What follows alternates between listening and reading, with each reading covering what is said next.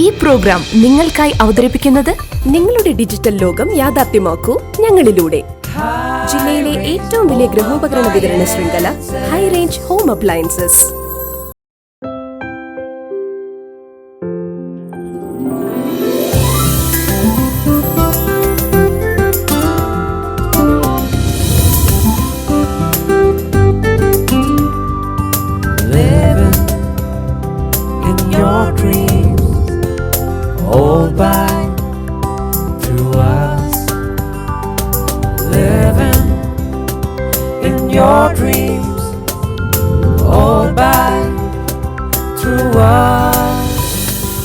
എല്ലാം ഡിജിറ്റൽ ആകുന്നു. നിങ്ങളുടെ ഡിജിറ്റൽ ലോകം യാഥാർത്ഥ്യമാക്കൂ ഞങ്ങളിലൂടെ. ജില്ലയിലെ ഏറ്റവും വലിയ ഗൃഹോപകരണ വിതരണ ശൃംഖല high range home appliances.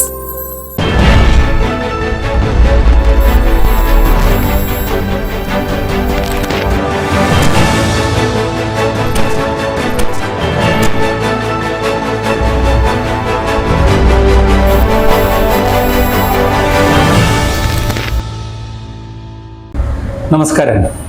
Face to ഫേസിലേക്ക് സ്വാഗതം. ഫേസ് ടു ഫേസിൽ ഇന്ന് അതിഥിയായി എത്തിയിരിക്കുന്നത് ദേവികുളം മുൻ MLA എസ് രാജേന്ദ്രനാണ്. നമസ്കാരം. നമസ്കാരം. വളരെ കാലങ്ങൾക്ക് ശേഷം ഒന്ന് രണ്ട് വർഷത്തിന് ശേഷമാണ് നമ്മൾ തമ്മിൽ വീണ്ടും ഇങ്ങനൊരു വേദിയിൽ സംസാരിക്കേണ്ടി വരിക. ഇപ്പോൾ താങ്കൾ വാർത്താ മാധ്യമങ്ങളിൽ നിറഞ്ഞു നിൽക്കുകയാണ്. ഒന്ന്, താങ്കൾ CPM വിട്ട് മറ്റൊരു പാർട്ടിയിലേക്ക് പോകുന്നു എന്നുള്ള ഒരു വാർത്ത പ്രചരിക്കുന്നു. അതല്ല BJPയിലേക്ക് പോകുന്നു എന്നുള്ള വാർത്തയാണ് ഒന്ന്. രണ്ട്, അത് CPIയിലേക്ക് പോകുന്നു എന്ന്, അതായത് ഇടതുപക്ഷ ജനാധിപത്യ മുന്നണിയുടെ മറ്റൊരു ഘടകകക്ഷിയിലേക്ക് പോകുന്നു എന്ന വാർത്ത. കഴിഞ്ഞ ദിവസം BJPയുടെ കേരളത്തിൻ്റെ ചുമതലയുള്ള നേതാവ് പ്രകാശ് ജാവ്ദേക്കറുമായുള്ള ചിത്രം പങ്കുവയ്ക്കപ്പെടുന്നു. ഈ ജനങ്ങൾക്ക് അവിടെ ഇവിടെ നിന്ന് നോക്കുമ്പോൾ എങ്ങോട്ടേക്കാണ് രാജേന്ദ്രൻ്റെ ചുവടുവെപ്പ് എന്ന് പറയുന്നു. അതിനിടയ്ക്ക് CPMൻ്റെ നേതാക്കൾ താങ്കളെ ജില്ലാ നേതാക്കൾ താങ്കളെ നേരിട്ട് കണ്ടുവെന്ന് പറയുന്നു. CPMൻ്റെ സംസ്ഥാന സെക്രട്ടറി ഗോവിന്ദൻ മാഷുമായിട്ട് താങ്കൾ ചർച്ച നടത്തുന്നുണ്ട്. എല്ലാം കൂടി ഒരു കൺഫ്യൂഷൻ ഉണ്ട്. ഇതിൻ്റെ ഒരു വ്യക്തത വരുത്തേണ്ടത് ആവശ്യമുണ്ടല്ലോ. ഇത് ഈ സമയത്ത് നന്നായി, ഇങ്ങനെ ഒരു അഭിമുഖം നന്നായി. ഒരു ആശങ്കയും വേണ്ട. തെരഞ്ഞെടുപ്പ് മുഹൂർത്തത്തിൽ തെരഞ്ഞെടുപ്പിൻ്റെ പ്രാധാന്യം എനിക്ക് ബോധ്യമുണ്ട്, നല്ലപോലെ ബോധ്യമുണ്ട് എന്ന് പറഞ്ഞപ്പോൾ താങ്കൾ പറഞ്ഞ ഡൽഹി സന്ദർശനത്തിൻ്റെ ആവശ്യമുണ്ടോ? അത് ഒരു പക്ഷേ ഈ തുടർച്ചയായി രാഷ്ട്രീയ രംഗത്ത് അത്ര ഒരു സജീവമല്ലാത്തത് കൊണ്ട് ഒരു മെരിറ്റ്, ഞാൻ പോയതിൻ്റെ ഒരു മെരിറ്റ് എന്താണ് എന്ന് എനിക്ക് തോന്നിയത് കൊണ്ടാണ് ഞാൻ അങ്ങനെ പോകേണ്ടി വന്നത്. അത് രാഷ്ട്രീയമായി ബന്ധപ്പെടുത്തേണ്ട കാര്യമില്ല. എന്നാൽ നമ്മൾ സൗഹൃദങ്ങൾ കാണുമ്പോൾ എങ്ങനെയുണ്ട് വിശേഷങ്ങൾ, ബന്ധുക്കൾ കാണുമ്പോൾ വീട്ടിലെ വിശേഷങ്ങൾ അന്വേഷിക്കുന്ന പോലെ രാഷ്ട്രീയക്കാർ കാണുമ്പോൾ സ്വാഭാവികമായിട്ട് രാഷ്ട്രീയ ചർച്ച ഉണ്ടാവും. അതിൽ അത്ഭുതപ്പെടാനില്ല. ഒരു കാര്യം വളരെ വ്യക്തമായി തുടക്കത്തിൽ തന്നെ പറയാം. ഇടതുപക്ഷത്തിൻ്റെ ജ്വാല, തിരഞ്ഞെടുപ്പിൻ്റെ ആവേശം കിടത്തക്ക നിലയിൽ ഒരു നിലപാടും ഒരു സമീപനവും എൻ്റെ ഭാഗത്ത് ഉണ്ടാവില്ല എന്ന് വളരെ വ്യക്തമായി പറയുവാൻ ആഗ്രഹിക്കുകയാണ്. പിന്നെ മാധ്യമങ്ങളും ഈ പ്രചരണത്തിലൂടെ ലാഭം കിട്ടാനുള്ളവരും ഒരു മഹാനെ പോലെ ഇങ്ങനെ കണക്കാക്കി പ്രചരിപ്പിക്കുന്നു എന്നുള്ളതിന് ഞാൻ കാരണക്കാരനല്ല. ഞാൻ എങ്ങനെ കാരണക്കാരനാവുന്നത്? മറുപടി പറയാതിരുന്നാൽ വീണ്ടും ആശങ്ക കൂടും എന്ന് എനിക്ക് തോന്നുമ്പോഴാണ് അത് വ്യക്തത ഉണ്ടാക്കാൻ വേണ്ടി വരുമ്പോൾ ഞാൻ വീണ്ടും ഈ മീഡിയയുടെ മുമ്പിൽ, മാധ്യമങ്ങളുടെ മുമ്പിൽ വന്ന് എത്തിച്ചേരുന്നത്. മാധ്യമങ്ങൾ എന്തുമാത്രം വാർത്തകൾ സൃഷ്ടിക്കുന്നു, അതിനെ ഇടതുപക്ഷത്തിനെ ഒരു മങ്ങൽ ഏൽപ്പിക്കാത്ത നിലയിലേക്ക് പറഞ്ഞ് ബോധ്യപ്പെടുത്തേണ്ടതും ആശങ്ക മാറ്റേണ്ടതും ഒരു ബാധ്യതയായതുകൊണ്ട് മാത്രമാണ് ഇന്നും താങ്കൾ വിളിച്ചപ്പോൾ വരാം എന്ന് ഞാൻ പറഞ്ഞത്. പാർട്ടി നടപടിയെടുത്തു 3 കൊല്ലമായി. 3 കൊല്ലത്തിൽ കോടിയേരിയുള്ള സമയത്തും എന്നെ വിളിച്ചിട്ടുണ്ട്. ഗോവിന്ദ മാസ്റ്റർ വന്നതിന് ശേഷം വിളിച്ചിട്ടുണ്ട്. വിളിക്കുമ്പോൾ ഞാൻ പോകുന്നത് എന്തുകൊണ്ട്? ആ പാർട്ടിയോടുള്ള കടപ്പാടുള്ളത് കൊണ്ടാണ്. ജില്ലയിലെ നേതാക്കൾ എന്നെ വിളിക്കാനോ സംസാരിക്കാനോ തയ്യാറായില്ല. ഞാൻ അവരെ കാണാനും പോയില്ല. ഞാൻ പറയുന്നതും ഞാൻ കൊടുത്ത പരാതിയും പാർട്ടിയുടെ മുമ്പിൽ നിലവിലുണ്ട്. ആ പരാതിക്ക് ഒരു പരിഹാരം ഉണ്ടായില്ല എന്നുള്ളതാണ് എന്നെ സംബന്ധിച്ചിടത്തോളം. ആത്മാഭിമാനം പാർട്ടിക്ക് മുമ്പിൽ ഇല്ല, ഈഗോ ഇല്ല. പാർട്ടിയുടെ മുമ്പിൽ 1000 വട്ടം വേണമെങ്കിലും തോക്കാം, അതിലൊന്നും എനിക്ക് പ്രയാസമുള്ള കാര്യമേ ഇല്ല. പാർട്ടിയോട് ഞാൻ ഒന്നുമല്ല. പാർട്ടിയുടെ വിശ്വാസത്തിനെ, പാർട്ടിയോടുള്ള കൂറിനെ, പാർട്ടിയോടുള്ള കടപ്പാടിനെ, ആ അന്ധമായ പാർട്ടി ചിന്തയെ വിൽക്കാൻ ഒരാളെയും അനുവദിക്കരുത്, ഒരാളിനെയും അനുവദിക്കരുത്. ആ വിൽപ്പന നടക്കുമ്പോൾ നമ്മുടെ അഭിമാനവും വിറ്റു പോവുകയാണ്. ആ വിഷയത്തിൽ മാത്രമാണ് തർക്കമുള്ളത്. അതാണ് പാർട്ടിക്കും എനിക്കുമുള്ള അഭിപ്രായ വ്യത്യാസം. ജനുവരി മാസം അവസാന ഘട്ടമായി ജനുവരി മാസം ഗോവിന്ദൻ മാസ്റ്റർ വിളിച്ച് സംസാരിച്ചപ്പോഴും മാർച്ച് മാസം 17 നടക്കുന്ന ഇടതുപക്ഷത്തിൻ്റെ കൺവെൻഷൻ്റെ തൊട്ട് തലേദിവസം വരെ നേതാക്കൾ ഇക്കാര്യത്തിലേക്ക് ശ്രദ്ധ, അല്ലെങ്കിൽ പിന്നെ ഇങ്ങനെ വിളിക്കണം എന്നുള്ള തോന്നൽ 2 മാസക്കാലം സംസ്ഥാന കമ്മിറ്റി സെക്രട്ടറി സംസാരിച്ചിട്ടും നേതാക്കന്മാർക്ക് തോന്നിയില്ലല്ലോ. അപ്പം പിന്നെ ലീഡർഷിപ്പ് മേളിൽ നിന്ന് അവർ നിർബന്ധിച്ചതിൻ്റെ ബേസിൽ മാത്രമല്ലേ സംസാരിച്ചിട്ടുള്ളൂ. അപ്പോൾ അതിൽ വലിയൊരു ആത്മാർത്ഥത ചോദ്യം ചെയ്യുന്നില്ല. പാർട്ടിക്ക് വേണ്ടി വന്നതാണ്. ഞാനും പാർട്ടിക്ക് വേണ്ടി അവർ വിളിച്ചപ്പോൾ പോയി സംസാരിച്ചു. കൺവെൻഷന് പോയിരുന്നു. ഞാൻ സെക്കൻഡ് നിരയിലാണ് ഇരുന്നത്. മുൻനിരയിൽ ഇരിക്കണമെന്നുള്ള ആഗ്രഹവും ഇല്ല. പാർട്ടി ഒരുപാട് അവസരങ്ങൾ തന്നതിൽ മുൻനിരയിൽ ഇരുന്നിട്ടുണ്ട്. എൻ്റെ സാന്നിധ്യം പാർട്ടിക്ക് ഉപയോഗപ്പെടുമെങ്കിൽ അവിടെ ഞാൻ കാണേണ്ടത് എൻ്റെയും കൂടി പാർട്ടിക്ക് ചെയ്യേണ്ട ബാധ്യതയുടെ ഭാഗമായിട്ട് പോയതാണ്. അതുകൊണ്ട് ഇത്രയും കാര്യങ്ങൾ പറഞ്ഞത് പാർട്ടിയോടുള്ള കടപ്പാടും അതിൻ്റെ ഒരു ആത്മബന്ധവുമാണ്. അല്ല, താങ്കൾ പറഞ്ഞു വരുന്നത് പാർട്ടിയോട് താങ്കൾക്ക് ഈ കടപ്പാടുണ്ട്. 3 തവണ MLA സ്ഥാനത്തെത്തിച്ചും ഒരു സ്ഥാനമാനങ്ങളെല്ലാം നൽകിയത് പാർട്ടിയാണ്. പക്ഷേ എവിടെയോ ഒരു ഗ്യാപ്പ് ഫീൽ ചെയ്യുന്നു. അതായത് ഗോവിന്ദൻ മാഷ് വിളിച്ച് സംസാരിക്കുന്നു, കോടിയേരി വിളിച്ച് സംസാരിക്കുന്നു, ഈ പോളിറ്റ് ബ്യൂറോ അംഗങ്ങളെല്ലാം വിളിച്ച് താങ്കളെ വിളിച്ച് സംസാരിക്കുകയൊക്കെ ചെയ്യുന്നു. പക്ഷെ ഇവിടെ വരുമ്പോൾ ഈ ജില്ലാ നേതൃത്വവും ഇതിൻ്റെ അകത്ത് വേണ്ടത്ര ഇടപെടുന്നില്ല എന്നുള്ളൊരു ധ്വനിയാണ് താങ്കളുടെ സംസാരത്തിൽ നിന്ന് വരുന്നത്. യഥാർത്ഥത്തിൽ ഒരു സഖാവിന് നടപടി എടുക്കുമ്പോൾ ആ നടപടിക്ക് ഒരു കാലാവധി കാണാം, ചിലപ്പോൾ ഒരു 6 മാസമായിരിക്കാം. താങ്കളുടെ പേരിൽ കുറ്റം ഏതെങ്കിലും കണ്ടു എത്തിയാൽ ആ കുറ്റത്തിനനുസരിച്ച് പുറത്താക്കിയോ അല്ലെങ്കിൽ പുറത്താക്കൽ നടപടി എന്തുവേണമെങ്കിലും ചെയ്യാം. ഈ തരത്തിലുള്ള ഏതെങ്കിലും നടപടി താങ്കൾക്ക് നേരെ ഉണ്ടായിട്ടുണ്ടോ? അല്ലെങ്കിൽ ഒരു പർട്ടിക്കുലർ കാലാവധി വരെ എസ് രാജേന്ദ്രൻ പാർട്ടിക്ക് വെളിയിൽ നിൽക്കണമെന്നാണോ? പാർട്ടി പിന്നീട് പാർട്ടിയുടെ ചിട്ടവട്ടങ്ങൾക്ക് പാർട്ടി വിരുദ്ധ നിലപാട് സ്വീകരിക്കാതിരുന്നില്ല ആ സഖാവിനെ പാർട്ടിയിലേക്ക് തിരിച്ചെടുക്കണം. അതാണല്ലോ പാർട്ടിയുടെ ചട്ടക്കൂട്. അതിനപ്പുറത്തേക്ക് താങ്കളുടെ ഭാഗത്തു നിന്ന് എന്തെങ്കിലും നിലപാടുകളുണ്ടായി പാർട്ടി കണ്ടെത്താൻ കഴിഞ്ഞിട്ടുണ്ടോ? മാത്രമല്ല, ജില്ലാ നേതൃത്വം എന്തുകൊണ്ടാണ് താങ്കൾ പാർട്ടിയിലേക്ക് വരേണ്ട എന്ന് തീരുമാനിക്കുന്നത്? പാർട്ടിയിൽ വരരുത് എന്ന് എല്ലാ നേതാക്കളും പറഞ്ഞില്ലല്ലോ. പാർട്ടിയിൽ വരരുത് എന്ന് ലക്ഷ്യമായി കൊണ്ട് നടക്കുന്ന ഒരു നേതാവുണ്ട്. ആ നേതാവ് പറയുന്നത് മാത്രമാണ് പാർട്ടി വിശ്വസിക്കുന്നതും കേൾക്കുന്നതും.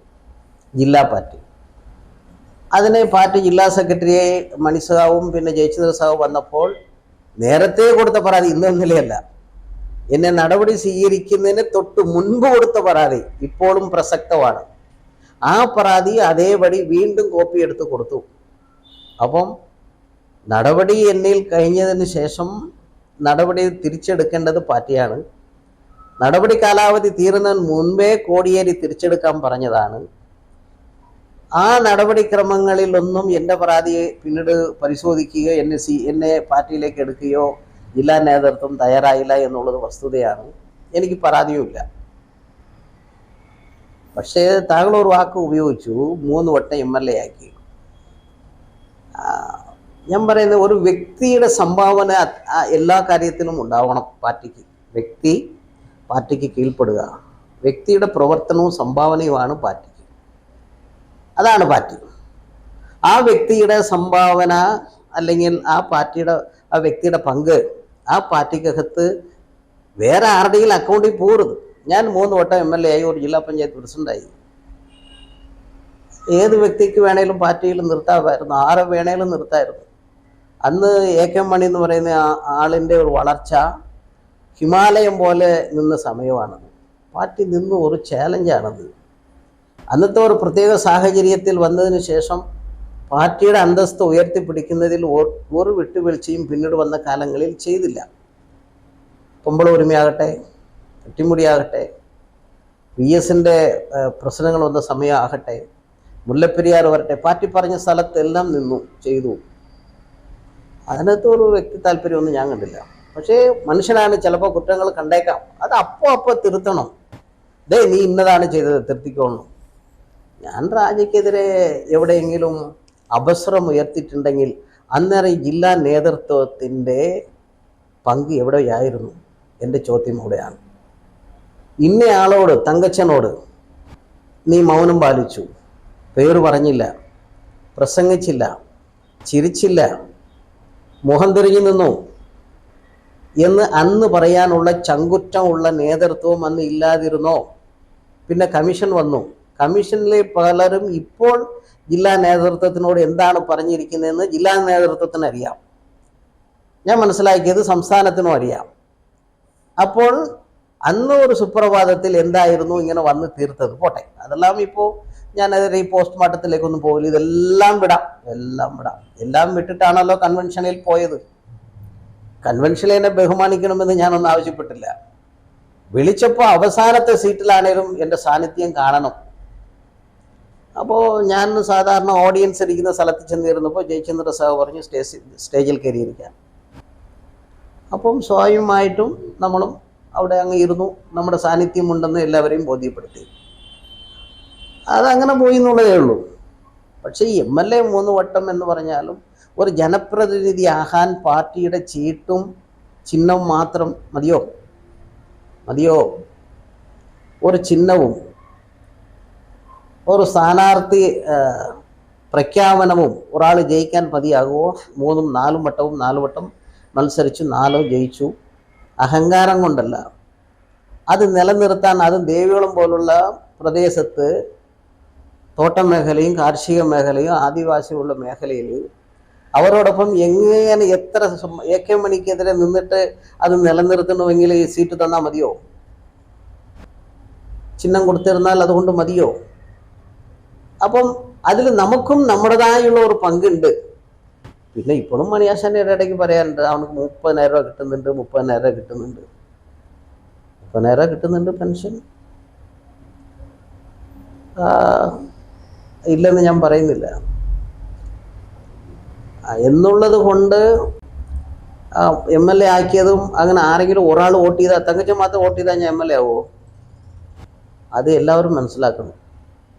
ഇത് വെല്ലുവിളിയല്ല. ഒരാളുടെ അധ്വാനത്തിനെ നമ്മൾ വളരെ തുച്ഛമായി കാണരുത്. ഏതൊരു വ്യക്തിയുടെയും അധ്വാനം വളരെ പുച്ഛമായി കാണരുത്.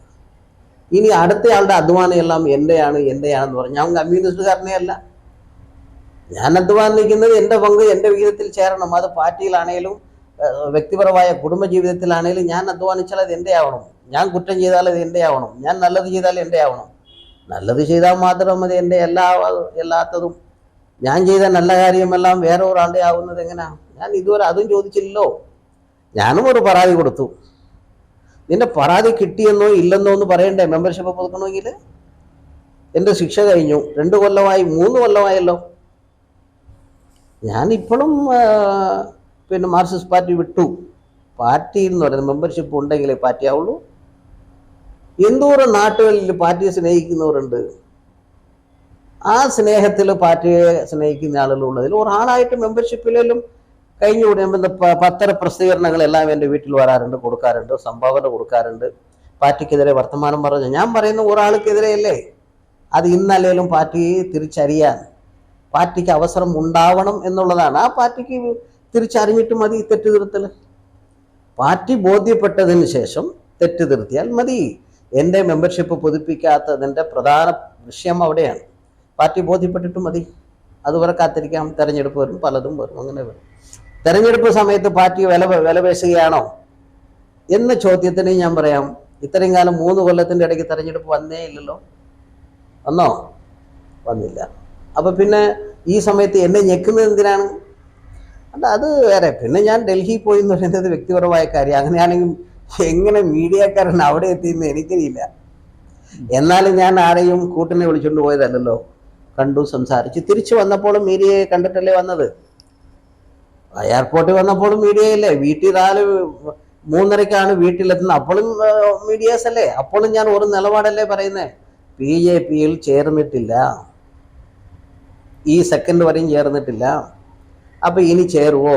ചേരില്ല, ചേരത്തില്ലെന്ന് വളരെ വ്യക്തമായി ഞാൻ പറഞ്ഞല്ലോ. പിന്നെയും തെരഞ്ഞെടുപ്പ് സമയത്ത് പാർട്ടിയെ വെട്ടിലാക്കാൻ ഇവിടെ ദേശീയ തലത്തിലും സംസ്ഥാന തലത്തിലും ഈ രാഷ്ട്രീയത്തിൻ്റെ ഒരു പ്രാധാന്യമുണ്ട്.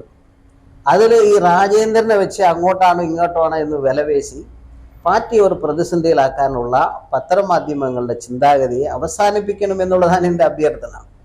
എസ് രാജേന്ദ്രൻ, ഈ താങ്കൾ പാർട്ടി ജില്ലാ ഘടകത്തോട് മുഴുവനായിട്ടുള്ള ഒരു അമർഷമാണോ, അതെയോ ഏതെങ്കിലും ഒരു പാർട്ടി സഖാവ് താങ്കളെ ദ്രോഹിച്ചു, താങ്കൾ ചെയ്ത പ്രവൃത്തി നല്ലതെല്ലാം അദ്ദേഹത്തിൻ്റെ പേരിലാക്കി, ചീത്തയെല്ലാം താങ്കളുടെ തലയിൽ കെട്ടിവെച്ചു, അങ്ങനെയാണോ?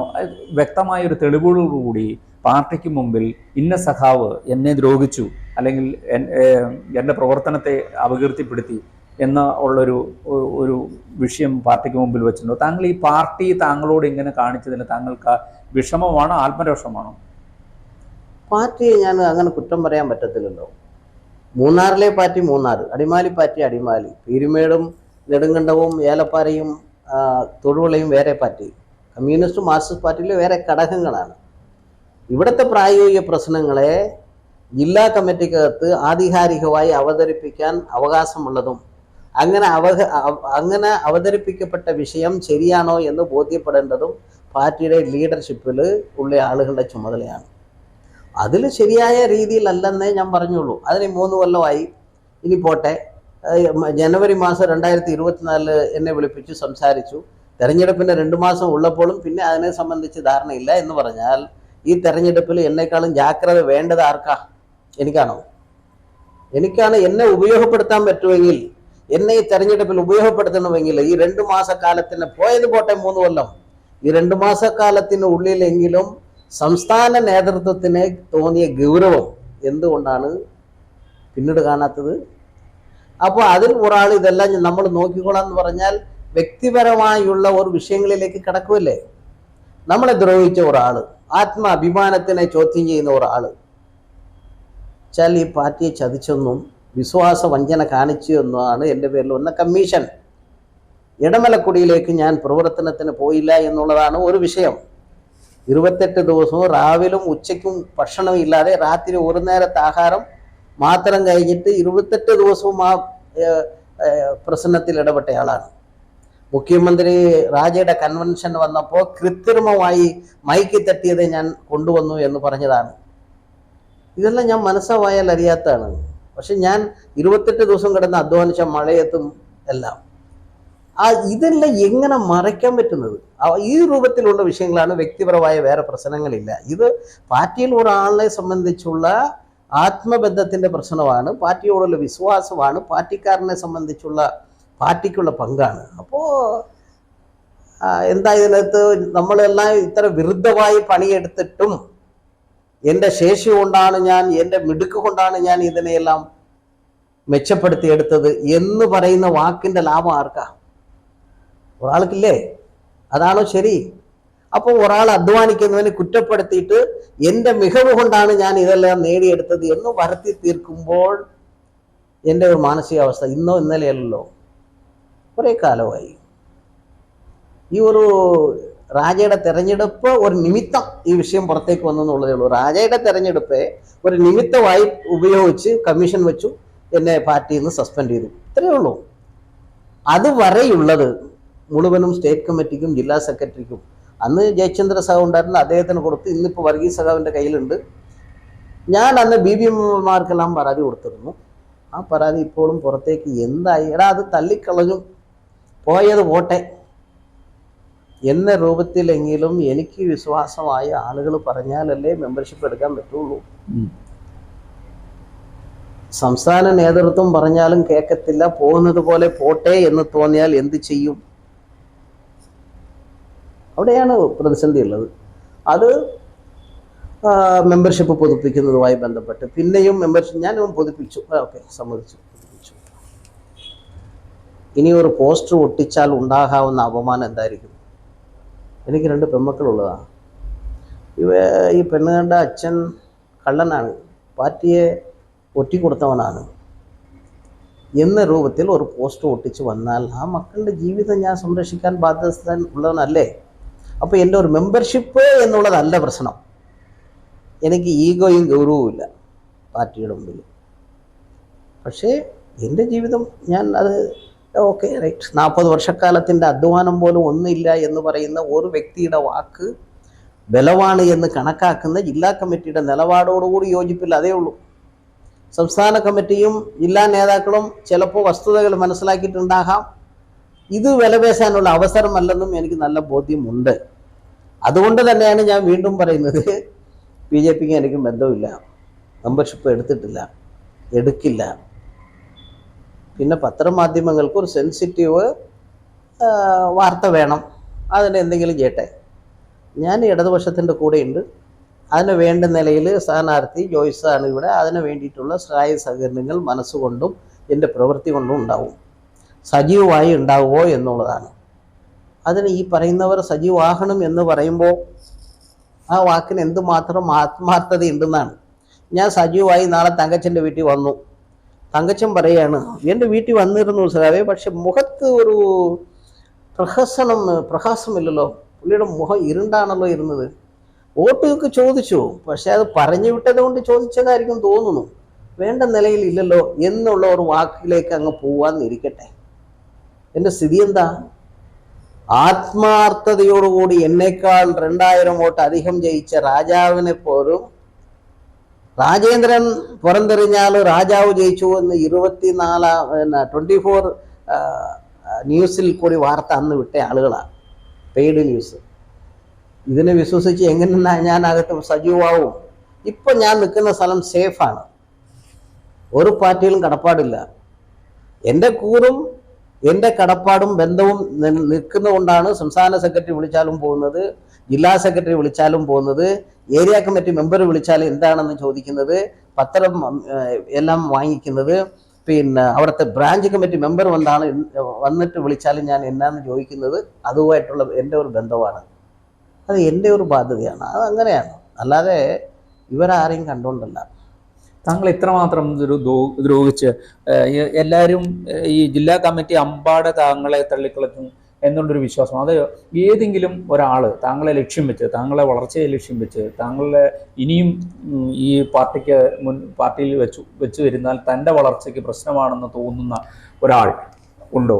അങ്ങനെ ഒരാളാണോ താങ്കളെ? അതായത് അവരുടെ പാർട്ടിക്കകത്തുള്ള വളർച്ചയിൽ ഞങ്ങളുടെ പങ്കാണ് വലുത്. നേരത്തെ പറഞ്ഞല്ലോ, ഒരാൾ MLA ആകണമെങ്കിൽ ഒരു സ്ഥാനാർത്ഥിത്വവും ഒരു ചിഹ്നം കൊണ്ട് പോരാ എന്ന് പറയുന്നത് പോലെ ഒരാൾ നേതാവാകണമെങ്കിൽ അയാളുടെ പങ്ക് മാത്രം പോരാ.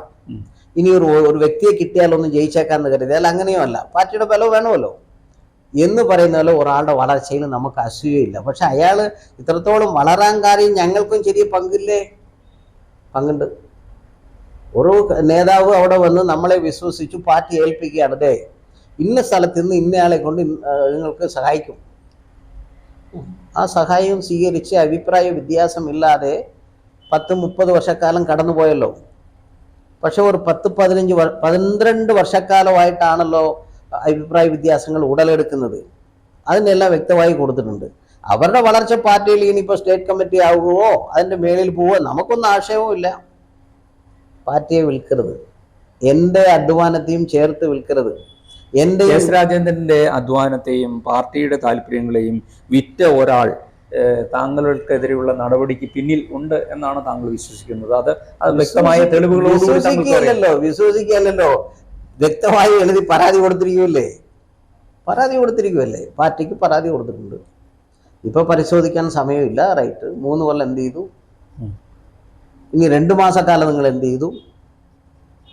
ഇനിയിപ്പോൾ ഞാൻ സജീവമായി ഇറങ്ങണമെങ്കിൽ എനിക്ക് ഉറപ്പെന്താണ്? എൻ്റെ ജീവിതമൊക്കെ അവസാനം ലാസ്റ്റ് വലിയ കാലമൊന്നും അങ്ങ് അറ്റം വരെ ഒരു 70-80 വയസ്സല്ലേ, 80 വയസ്സ് വരെ ജീവിക്കും. ഇനിയിപ്പോൾ അതിൻ്റെ ഇടയ്ക്ക് മരിക്കുന്ന ആളുകളുമുണ്ട്. മനുഷ്യനല്ലേ? ഗവൺമെൻറ് സർട്ടിഫിക്കറ്റ് പോലും 6 മാസക്കാലത്തിന് ആ കാലയളവ് ലൈവ്, പിന്നെ പുതിയത് വാങ്ങിക്കണം എന്ന് പറയുന്ന പോലെയാണ് ജീവിതം. അപ്പോൾ ഞാൻ നവംബർ 64 ജനിച്ച ആളാണ് ഞാൻ. 64 നവംബർ 10-ാം തീയതി. ഇനിയിപ്പോൾ എൻ്റെ മക്കള് നല്ല സ്ഥലത്ത് ഒന്ന് വിവാഹം ചെയ്ത് ഒരു പ്രൊഫഷണൽ കോഴ്സിൽ പഠിക്കാൻ പോകുന്ന കുട്ടികളെ ഇന്നത്തെ കാലത്ത് നീറ്റും കാറ്റും ഇല്ലാതെ ആർക്കെങ്കിലും മെഡിക്കൽ പ്രവേശനമോ ലോ കോളേജിലെ പ്രവേശനമോ കിട്ടുമോ? കാശ് കൊടുത്ത് വാങ്ങിച്ചു എന്ന് പറയുന്ന മഹാന്മാരെ എന്താ പറയുക? അപ്പം നമ്മളെ കടന്ന് നമ്മുടെ മക്കൾക്കും ആ പേര് ദോഷം വരത്തക്ക നിലയിലല്ലേ അവർ ചിന്തിക്കുന്നത്. മക്കള് അവരുടെ ശേഷിക്ക് അല്ല പഠിച്ചു, അവരുടെ ശേഷി ഉപയോഗിച്ച് പഠിച്ചതാണ് എന്ന് പറയുന്ന കാര്യത്തിൽ അല്ലാതെ കാശ് കൊടുത്ത് വാങ്ങിച്ചതാണ് എന്ന് അപമാനിക്കുക എന്ന് പറഞ്ഞാൽ അതെല്ലാം എൻ്റെ മക്കളുടെ പിള്ളേരുടെ പോലും അവരുടെ ശേഷിയും അവരുടെ കഴിവിനും പുച്ഛമായി കാണുന്ന നേതാവിനെ നമ്മൾ എങ്ങനെ കാണും? ആ പാർട്ടി ആണയിൽ എങ്ങനെ ഒപ്പം ഒരുമിച്ച് പോവും? എങ്ങനെ പോവും? ഇപ്പോൾ താങ്കൾ പറയുന്നത് താങ്കൾ ഈ പാർട്ടിയിലേക്ക് സജീവമായി കടന്നു വരണമെങ്കിൽ പാർട്ടിയോടുള്ള അനുഭവവും പാർട്ടിയോടുള്ള കടപ്പാടും എല്ലാം ഇപ്പോഴും തുടരും. പക്ഷേ പാർട്ടിയുടെ സജീവ പ്രവർത്തനത്തിൽ പണ്ടത്തെ പോലെ സഖാവ് എസ് രാജേന്ദ്രൻ ആകണമെങ്കിൽ താങ്കൾ പാർട്ടിക്ക് മുൻപാകെ വെക്കുന്ന നിബന്ധനകൾ എന്താണോ? എന്തെങ്കിലും ഒരു നിബന്ധനകളില്ല. എനിക്ക് നീതി ലഭ്യമാവുക എന്നുള്ളത്. അല്ല, താങ്കളുടെ പരാതിക്ക് നീതി ലഭിച്ചാൽ താങ്കൾ പഴയ എസ് രാജേന്ദ്രനാകുമോ? ആവും. അതിനുവേണ്ടി മറ്റൊരാൾ നടപടി എടുക്കുക എന്നുള്ളതല്ല. പാർട്ടി ബോധ്യപ്പെടണ്ടേ? പാർട്ടി ബോധ്യപ്പെട്ടാലോ നടപടി എടുക്കാതിരിക്കുമോ? ഒന്നും വേണ്ട. പുറത്ത് കളയണമെന്നോ അല്ല ഡീപ്രമോട്ട് അങ്ങനെയൊന്നുമല്ലല്ലോ നമ്മൾ പറയുന്നത്. ഇത്രയും അധ്വാനിച്ച് നമുക്ക് എനിക്കും തെറ്റുകുറ്റമൊക്കെ കാണും, മനുഷ്യനാണ്, ഇതൊക്കെ ശരി തന്നെ, അതെല്ലാം സ്വാഭാവികമാണ്. പക്ഷേ ഞാൻ ഇനി വേറെ ഒരു ചോദ്യത്തിലേക്ക് വരാം. ഞാൻ തങ്കച്ചനോടൊന്ന് പറഞ്ഞു രാജയ്ക്ക് വോട്ട് ചെയ്യരുത് കേട്ടോ എന്ന്. അപ്പോൾ തങ്കച്ചൻ പാർട്ടി നേതാവോട് പറഞ്ഞു രാജേന്ദ്രൻ ഇങ്ങനെ പറഞ്ഞു. അപ്പോൾ തങ്കച്ചനെയും എന്നെയും വിളിച്ച ആ നേതാവ് നേരിട്ട് വിളിപ്പിച്ച് ചോദിക്കേണ്ട ബാധ്യത അന്ന് തെരഞ്ഞെടുപ്പ് സമയത്ത് ഇല്ലായിരുന്നോ? തീർച്ചയായിട്ടും ഉണ്ടാവണം. അപ്പോൾ അയാൾക്ക് എന്തായിരുന്നു? രാജ തോക്കട്ടെ എന്നായിരുന്നു എണ്ണം, അങ്ങനെയായിരുന്നു അഭിപ്രായം. എന്നാൽ പിന്നെ രാജേന്ദ്രൻ കുറച്ച് പേരോട് രാജയെ തോൽപ്പിക്കാൻ വേണ്ടി പ്രവർത്തിക്കട്ടെ, രാജയും തോറ്റോട്ടെ എന്ന് അങ്ങനെ ചിന്ത ഉണ്ടായിരുന്നോ? എന്താണ് അന്ന് എന്നോട് ചോദിക്കാത്തത്? ഇനി അന്ന് അറിയാണ്ട് പറ്റിപ്പോയ കാര്യങ്ങളാണ് എന്ന് ഇപ്പോൾ പലരും പറയുന്നുണ്ടല്ലോ. എന്നാണ് ഞാൻ അറിഞ്ഞത്, എന്നോട് പറഞ്ഞിട്ടില്ല. അപ്പം കൃത്രിമമായി പാർട്ടിക്കകത്ത് നേതാവാവുന്നയാളും എല്ലാം മറികടന്ന് അധ്വാനിച്ച് നേതാവായി ഇല്ലേലും നേതാവിൻ്റെ ഒരു ഭാഗമായി കടന്നുകൂടുന്ന ആളും ഈ പാർട്ടിക്കകത്ത് ഉണ്ടാവും. അതിലൊന്നും അത്ഭുതപ്പെടാനുള്ള പാർട്ടിയല്ലേ. തിരിച്ചറിയുമ്പോൾ ഒരു നിലപാട് വേണ്ടേ? നടപടിയല്ല, നിലപാട് വേണ്ടേ? തിരിച്ചറിയുമ്പോൾ ഒരു നിലപാട് വേണ്ടേ? ഇത് പാർട്ടിയാണ്, വേണമെങ്കിൽ കൂടിക്കോ പുറകിൽ, കുറേ സാരമില്ല, പുറകിൽ കൂടണമെന്നില്ല, എവിടെയെങ്കിലും കണ്ടാൽ പോരെ. അതാണ് നിലപാട്. ഞാൻ ചോദിക്കുന്നത്, ഇപ്പോൾ സാധാരണ എന്തെങ്കിലും ഒരു പാർട്ടി സഖാവ് എന്നെ പുറത്താക്കി കഴിഞ്ഞാൽ, പാർട്ടിയിൽ പുറത്താക്കിയാൽ തിരിച്ച് ഒക്കെ പാർട്ടിയിലേക്ക് പ്രവേശിക്കുന്നു, അല്ല താങ്കളുടെ പേരിലുള്ള കുറ്റം ഒന്നും തെളിയിക്കാൻ കഴിയാത്ത സാഹചര്യം രണ്ടായിട്ട് കാണണം. ഒന്ന്, ഒരു പാർട്ടി സഖാവ് കുറ്റം ചെയ്തതായി അസന്നിഗ്ധമായി കണ്ടെത്തി. ആ കണ്ടെത്തിയതിന് ശേഷം അദ്ദേഹത്തിൻ്റെ ശിക്ഷാ നടപടി എന്നുള്ള 6 മാസമോ അല്ലെങ്കിൽ 1 വർഷമോ പാർട്ടിയിൽ നിന്ന് പുറത്താക്കി അല്ലെങ്കിൽ സസ്പെൻഡ് ചെയ്യുകയോ അല്ലെങ്കിൽ ചെയ്തതിന് ശേഷം അയാളുടെ കുറ്റം ആവർത്തിക്കില്ല എന്നുള്ളൊരു ഉറപ്പോട് കൂടി അയാളെ വീണ്ടും പാർട്ടിയിലേക്ക് കൊണ്ടുവരുന്നു. 2, ഒരാളെ പാർട്ടിയിൽ നിന്ന് പുറത്താക്കുന്നു അല്ലെങ്കിൽ മറ്റൊരാളുടെ ആക്ഷേപത്തിൻ്റെ പുറത്താക്കുന്നു. ആ ആക്ഷേപം പരിശോധിക്കുമ്പോൾ കാതലായ ഒന്നും അയാളുടെ പരാതിയിലില്ല, അതാണ് അയാളെ പുറത്താക്കിയതെന്ന് മനസ്സിലാക്കുകയും ചെയ്യുമ്പോൾ അയാൾ വഹിച്ചിരുന്ന ആ പദവികളോടുകൂടി തന്നെ അയാളെ അക്കോമഡേറ്റ് ചെയ്യേണ്ടേ പാർട്ടി? അതാണോ താങ്കൾ ആഗ്രഹിക്കുന്നത്? ഇതിൽ ഏതാണ്? ഞാൻ രണ്ട് കാര്യങ്ങളാണ് ഞാൻ ചോദിച്ചത്. ഒന്ന് ഒരാളൊരു കുറ്റം ചെയ്തു, എനിക്ക് മനസ്സിലായി. പാർട്ടി ഞാൻ ചെയ്തത് തെറ്റാണ്, കുറ്റമാണ് എന്ന് കണ്ടെത്തി. അതുകൊണ്ടാണല്ലോ 1 വർഷത്തേക്ക് സസ്പെൻഷൻ. കണ്ടെത്തുന്ന മുൻപേ ഞാൻ കമ്മിറ്റിയിൽ ആവശ്യപ്പെട്ടു, ഞാൻ ഒരു സാധാരണ അംഗമായി നിൽക്കാം, ഞാൻ തന്നെയാണ് ശിക്ഷ എനിക്ക് നൽകിയത്, ഞാൻ ഒരു മെമ്പറായി നിൽക്കാം, എനിക്ക് സ്ഥാനമാനമൊന്നും വേണ്ട, വേണമെങ്കിൽ പാർട്ടി അത് മുഖവരയ്ക്ക് എടുത്തില്ല. ഇവരെ ശിക്ഷിച്ചേ അടങ്ങുള്ളൂ എന്ന് 1 കൊല്ലത്തേക്ക് ശിക്ഷിച്ചു. കമ്മീഷൻ വെച്ചു, തെളിവെടുപ്പുകൾ നടത്തി. ഇവൻ ഒരു വൃത്തികെട്ടവനാണ്, അവൻ പുറത്ത് നിൽക്കട്ടെ എന്നുള്ളത് കൊണ്ടാണ് 3 കൊല്ലവും ഞാൻ പുറത്ത് നിന്നത്. അപ്പോൾ ഞാൻ എൻ്റെ മനസ്സിനൊരു സമാധാനം വേണ്ടേ, ഉള്ള കാര്യങ്ങളെല്ലാം കൊടുത്ത് അങ്ങോട്ടേക്ക് ഒരു പരാതി കൊടുത്തു. പരാതിയിൽ എന്തോ അവർക്ക് തോന്നിയതുകൊണ്ട് ഇനിയിപ്പം ശരി ഇവൻ കള്ളനാണേലും പാർട്ടിക്കകത്ത് കിടന്നോട്ടെ എന്ന് തോന്നിയത് കൊണ്ടായിരിക്കുമല്ലോ സംസ്ഥാന നേതൃത്വം അവനെയും കൂടി പാർട്ടിക്കകത്ത് കൊണ്ടുപോകണം എന്ന് പറഞ്ഞതിൻ്റെ കാര്യം. അപ്പോൾ ഇതിൻ്റെ ഇടയ്ക്ക് ഇത്രയും ചർച്ചയും കാര്യങ്ങളെല്ലാം മനസ്സിലായപ്പോൾ ഒന്നുകൂടി പറഞ്ഞു അവനെ കൊണ്ടുപോകണം, ആ പാർട്ടിക്കകത്ത് നിൽക്കട്ടെ എന്ന് പറയുമ്പോൾ നിങ്ങൾക്കൊരു കാര്യങ്ങൾ ബോധ്യപ്പെട്ടിട്ടുണ്ടാവുമല്ലോ. അപ്പോൾ ബോധ്യപ്പെട്ടതിൻ്റെ അടിസ്ഥാനത്തിൽ കള്ളനാണ് എന്ന് ബോധ്യപ്പെട്ടെന്നിരിക്കട്ടെ, പിന്നെ കള്ളൻ അകത്ത് കയറേണ്ടതുണ്ടോ? കള്ളൻ പിന്നെ അകത്ത് കയറേണ്ടതുണ്ടോ? നാളെ വോട്ട് ചോദിച്ചു വന്നാൽ എന്തായിരിക്കും സ്ഥിതി? കള്ളനാ വരുന്നതെന്ന്. കള്ളനാണല്ലോ വരുന്നേ. കള്ളനോട് ആരെങ്കിലും നല്ലപോലെ മിണ്ടുവോ, സംസാരിക്കുവോ, ഇടപെടുവോ? പിന്നെ തേരാപ്പാറ നടക്കുക അല്ലാതെ വേറെ എന്തിനാണ് അതിലെ കൂടി പോകുന്നത്? എൻ്റെ കാര്യമില്ലല്ലോ. അതാണ് ഇതിൻ്റെ പറഞ്ഞ നിലപാടിൻ്റെ മറുവശം ഇതാണ്. അതിൽ ജാതി എടുത്ത് പറഞ്ഞതുണ്ട്. അപ്പോൾ ഒരു ജാതി വിവാഹം എന്ത് വിചാരിക്കും? ഇവൻ നമ്മൾ ജാതിക്കെതിരെ പ്രവർത്തിച്ചവനാണ്. അപ്പോൾ മറുവശത്ത് എന്ത് ചിന്തിക്കും?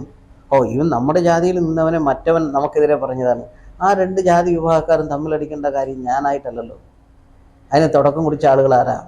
അവരാ തിരുത്തേണ്ടത്, ഞാനല്ല. അപ്പോൾ പിന്നെ എന്നെക്കൊണ്ട് എന്താ സാധിക്കുക? അവിടെ ഒരു അടിപിടി, അവിടെ ഒരു ബഹളം ഉണ്ടാക്കാതിരിക്കുക, പാർട്ടിക്കുള്ളിൽ ഉള്ളിൽ പ്രശ്നം ഉണ്ടാകാതിരിക്കുക, തെരഞ്ഞെടുപ്പ് സമയത്ത് പരമാവധി മൗനം പാലിക്കുക, നമ്മളെ കൊണ്ട് ചെയ്യാൻ പറ്റുന്ന സഹായം ചെയ്യുക, നമ്മൾ കാരണം കലഹം ഉണ്ടാകാതിരിക്കുക. അപ്പോൾ ഇതൊക്കെ തിരുത്തേണ്ടത് ഞാനല്ലല്ലോ, വ്യക്തത ഉണ്ടാക്കേണ്ടത് ഞാനല്ലല്ലോ.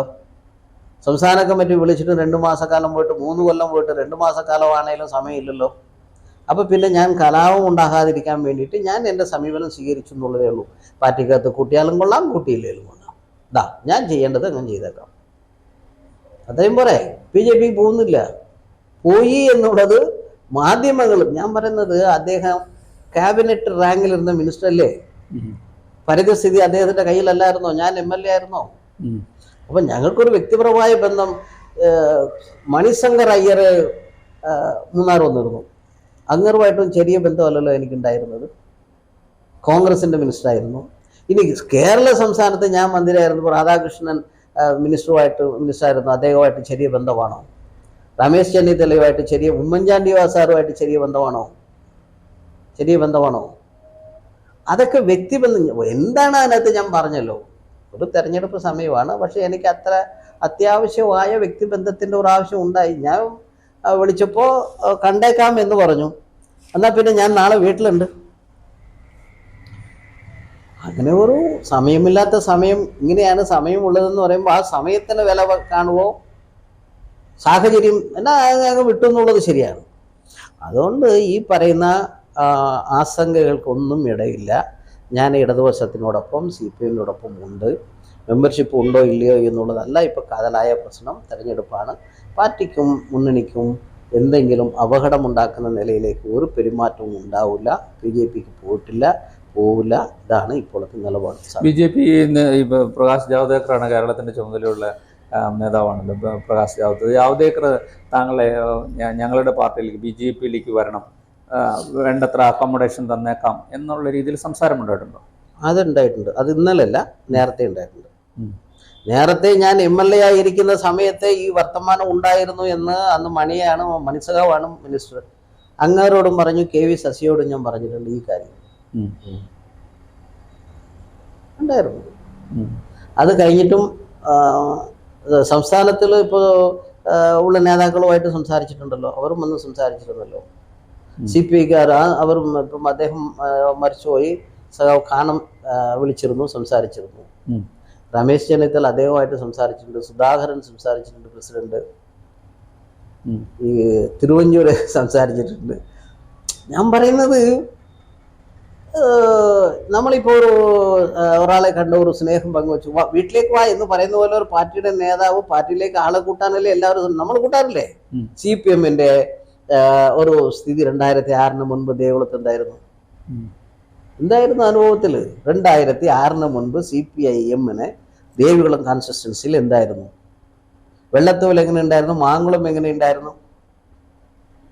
അടിമാലി എങ്ങനെയുണ്ടായിരുന്നു, മറയൂരും കാന്തല്ലൂരും ഇടമലക്കുടിയും ഒക്കെ എങ്ങനെയുണ്ടായിരുന്നു, തോട്ടം മേഖല എങ്ങനെയുണ്ടായിരുന്നു. 2006 സ്ഥിതി കണക്കെടുത്ത് ഇപ്പം നോക്കിയിട്ട് പിന്നെ പറഞ്ഞാലും മതി. ബന്ധങ്ങളാണ് ആളുകളെ പാർട്ടിക്ക് ക്ഷണിക്കുക എന്നുള്ളത് അവരവരുടെ പാർട്ടിക്ക് ചെയ്യുന്ന കടപ്പാടാണ്. ഇരിക്കുന്നവനെ ചവിട്ടി പുറത്താക്കുക എന്നുള്ളതല്ല. പുറത്താക്കുക എന്നുള്ളത് ഞാൻ ഒരു വാക്ക് പറഞ്ഞിട്ടുണ്ട്, വാതിൽ അടഞ്ഞു കിടക്കുന്നു, കുറച്ചു നേരം വെയിറ്റ് ചെയ്യാൻ, കുഴപ്പമില്ല. കാറ്റും മഴയും ഭയങ്കര ഇടിവെട്ടും ഒക്കെ വരുമ്പോഴല്ലേ ഓടി രക്ഷപ്പെടാനുള്ള സമയം സ്ഥലവും നോക്കി. അപ്പോൾ എങ്ങോട്ടേക്കാണ് എന്ന് ആർക്കും പറയാനാവില്ലല്ലോ. എന്ന് പറയുന്നത് പോലെ നമ്മൾ വാതിലടഞ്ഞു കിടക്കുന്നു, നമ്മൾ ഇരിക്കുക. ഞാൻ രാജ ജയിച്ചു, അത് കഴിഞ്ഞു. ജില്ലാ കമ്മിറ്റിക്ക് പോയിട്ട് മൂന്നാർ എത്തുന്ന മുൻപ് എൻ്റെ ആ മുറിയിലുണ്ടായിരുന്ന ഞാൻ ഇരുന്ന കസേരയും മേശയും എടുത്ത് മാറ്റിയിരുന്നു. അപ്പോഴൊന്നും നടപടി ഉണ്ടായിട്ടില്ല, ആ സമയത്ത് എടുത്ത് മാറ്റിയിരുന്നു. രാജ ജയിച്ചു, ആഫീസിലേക്ക് എത്തി, ഞങ്ങളെല്ലാവരും നിൽക്കുകയാണ്. അപ്പം കേക്ക് മുറിക്കുന്നു. കേക്കിന് കൊതിയുണ്ടായിട്ടല്ല, പക്ഷേ ഞങ്ങളുടെയും കൂടെ ഒരു അധ്വാനം ഇല്ലേ അതിൽ. ഒരു ചെറിയ കഷ്ണം കേക്ക് കൊടുക്കായിരുന്നു. പാർട്ടി തന്ന ബഹുമതികളിൽ എന്തോരം കേക്ക് ഫ്രീ ആയിട്ട് കിട്ടുമെന്നറിയാവോ? ക്രിസ്മസിന് കിട്ടും, ന്യൂ ഇയറിന് കിട്ടും. പാർട്ടി ഓഫീസിൽ കൊണ്ട് കൊടുക്കാറുണ്ട്. നേരെ ആ കേക്കുകൾ ഒരു 10 എണ്ണമെങ്കിലും പാർട്ടി ഓഫീസിൽ കൊടുക്കും, 1 or 2 ഞാൻ വീട്ടിലെടുക്കുകയും ചെയ്യും. അതേ എന്ന് പറയുന്നത് കേക്കിൻ്റെ വിലയല്ല. ഞാനൊരു പള്ളനാട് രാജയുടെ തെരഞ്ഞെടുപ്പിൽ പ്രചരണത്തിൽ ഞാനുണ്ട്, KV ശശിയുണ്ട്. എന്നെ സംസാരിക്കാൻ ചന്ദ്രൻ എന്നും പറയുന്ന അവിടുത്തെ ഏരിയ കമ്മിറ്റിയിലെ സഖാവ് വിളിക്കുകയാണ്. മുൻ ജില്ലാ കമ്മിറ്റി അംഗവും മുൻ MLA-യുമായ S. രാജേന്ദ്രൻ നിങ്ങളോട് സംസാരിക്കും. അപ്പോൾ ഞാൻ പറഞ്ഞു, എന്നാ KV സഖാവേ, തെരഞ്ഞെടുപ്പ് നടക്കുന്നേ ഉള്ളൂ, ജില്ലാ കമ്മിറ്റി മെമ്പറാണ് ഞാൻ. ആ ജില്ലാ കമ്മിറ്റി മെമ്പറെങ്കിൽ MLA പോട്ടെ, ജില്ലാ കമ്മിറ്റി മെമ്പറായിട്ടെങ്കിലും പറയണോ, പറയണ്ടേ? അപ്പം ശസാവ് ഒരു ചിരി അങ്ങ് ചിരിച്ചു പാസ്സാക്കി. ഞാൻ നിർബന്ധിക്കാൻ പോയില്ല, തിരുത്തി പറയാനും പോയില്ല. പക്ഷെ പാർട്ടി തന്ന ഒരു സ്ഥാനം നമുക്കില്ലാതാവുമല്ലോ. 38 വർഷത്തെ കൃത്യ സേവനമുണ്ട്. അതിൽ 20 കൊല്ലം DC മെമ്പറായി. 2002 DC മെമ്പറായി. അതിന് മുമ്പ് local committee secretary, party area 87 party area committee മെമ്പറാണ്. ശശി അന്നാണ് ഏരിയ സെക്രട്ടറി ആവുന്നത്. മൂന്നാർ ഏരിയ സെക്രട്ടറിയായി KV ശശി ചുമതലയേൽക്കുമ്പോൾ ആ കമ്മിറ്റിക്കകത്ത് ഞാൻ ഏരിയ കമ്മിറ്റി മെമ്പറാണ്. ഏരിയ കമ്മിറ്റി മെമ്പറായി 38 വർഷവും 20 വർഷക്കാലം പാർട്ടി DC മെമ്പറും.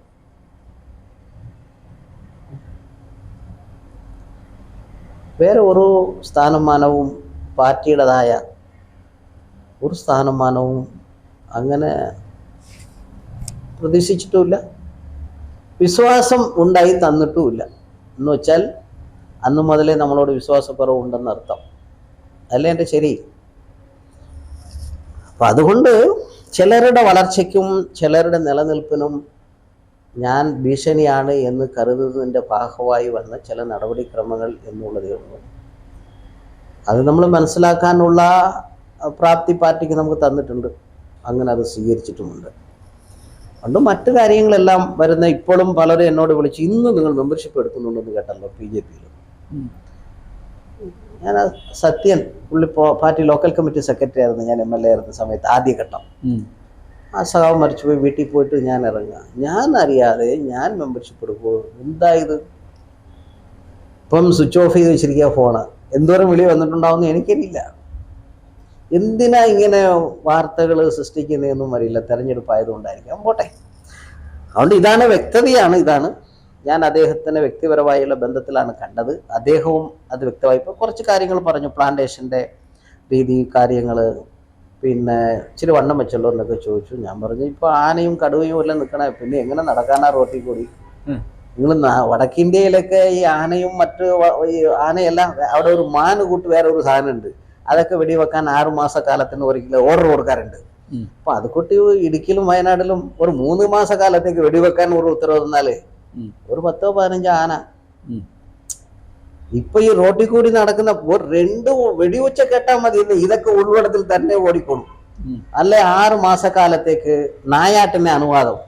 വെടിവെക്കാൻ തരണ്ട, നായാട്ടിന്റെ അനുവാദം. ആനയെ വെടിവെക്കണ്ട. ഈ പട്ടിയുടെ കുറച്ചിലും 2 വെടിവെപ്പ് ഒച്ചകെട്ട ഇതെല്ലാം ഓടി എവിടെ പോയി എത്തുന്ന ആർക്കറിയാം. അങ്ങനെയല്ലേ പണ്ടത്തെ കാലത്ത് ഇവിടെ പരിതസ്ഥിതികള് സന്തുലിതാവസ്ഥ നിലനിർത്തിയത്? അങ്ങനെയല്ലായിരുന്നോ? ഇപ്പൊ പിന്നെ ഫോറസ്റ്റുകാർ ആനയെ ഓടിക്കാൻ വരുന്നത് എങ്ങനെ? മനുഷ്യനെ ഓടിക്കുക. മനുഷ്യൻ കൂട്ടത്തിൽ നിൽക്കുമ്പോൾ മാറും മാറും മാറും ആന വരുന്നു, മാറും മാറും മാറും ആന വരുന്നു, ഓടിക്കോ എന്ന് പറയും. ഒരു ഓട്ടമല്ലേ. ആന ഓടിക്കാൻ വരുന്ന ഫോറസ്റ്റുകാരൻ ആരെയാ ഓടിക്കുന്നത്? മനുഷ്യനെയാണ് ഓടിക്കണേ. ഇത് നമ്മൾ ഓടുന്ന നമുക്കെങ്കിലും തിരിച്ചറിവ് വേണ്ടേ? ഫോറസ്റ്റുകാരൻ നീ ആനയെ ഓടിക്കാൻ വന്നോ ഞങ്ങളെ ഓടിക്കാൻ വന്നോ?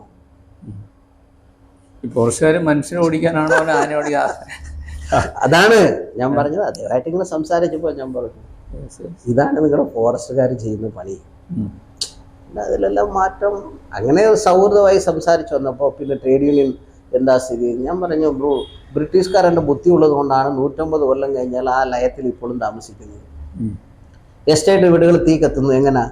അവൻ 2 ബൾബിടാൻ വേണ്ടി മാത്രമുള്ള വയറാണ് അവൻ ഫിറ്റ് ചെയ്ത് വെച്ചിരിക്കുന്നത്. ഇത് എന്തെല്ലാം സാധനം ഇപ്പം? അത് എല്ലാ വീട്ടിലും 12 വീട് ഇങ്ങനെ മൊത്തം ഉണ്ട്. ആ 12 വീട്ടിൽ 2 ബൾബ് ഇട്ടാൽ തന്നെ ഈ വയറിന്റെ ലോഡ് അതിനെ പോരാ. പക്ഷെ വാഷിംഗ് മെഷീന്, ഫ്രിഡ്ജ്, പിന്നെ എന്തൊക്കെയോ ഉണ്ട്, ഇലക്ട്രിക്കൽ, അയണിങ്, ഇതെല്ലാം ഒരേ സമയത്ത് എല്ലാം ഇടുമ്പോൾ കത്തുപോയില്ലേ? അങ്ങനെ കത്തുന്നതാണ് ഈ ലൈൻസ്. ഭിത്തി തകരുന്നില്ല. ബ്രിട്ടീഷ് കറണ്ട് ആ വീട്ടിലാണ് ഇപ്പോഴും. അപ്പം മനുഷ്യന്മാരി സ്വാതന്ത്ര്യം കിട്ടി. തോട്ടം തൊഴിലാളിക്ക് എന്ത് കിട്ടി?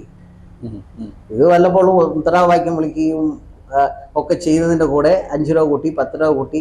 ഗുരുദാസൻ സഖാവ് ഉള്ള സമയത്താണ് ഒറ്റയടിക്ക് 32 രൂപ കൂട്ടിയത് 2007.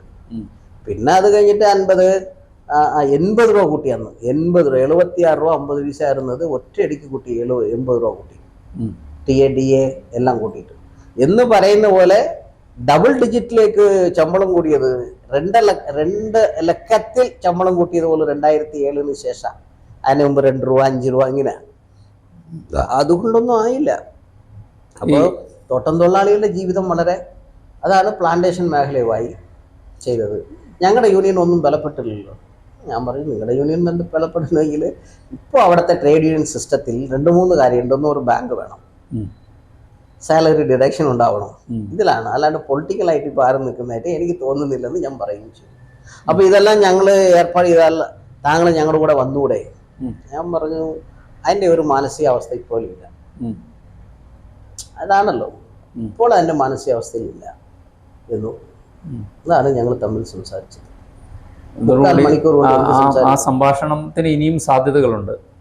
സാധ്യതകളൊന്നുമില്ല. രാഷ്ട്രീയമായ സാധ്യതകളൊന്നും ഞാൻ കാണുന്നില്ല. ഞാൻ മടുത്തു രാഷ്ട്രീയ രംഗത്ത്. ഇതാണ് ഞാൻ ലാസ്റ്റ് പോയിന്റ് ഞാൻ പറയില്ലേ. രാഷ്ട്രീയമായ പ്രവർത്തനത്തിൽ മനസ്സ് മടുത്തിരിക്കുന്നു. അതും നമ്മളെപ്പോലുള്ള ഹൈറേഞ്ച് മേഖലകളിൽ നേതാവാണ് എന്ന് ചമഞ്ഞ് നടന്നാൽ പോരാ.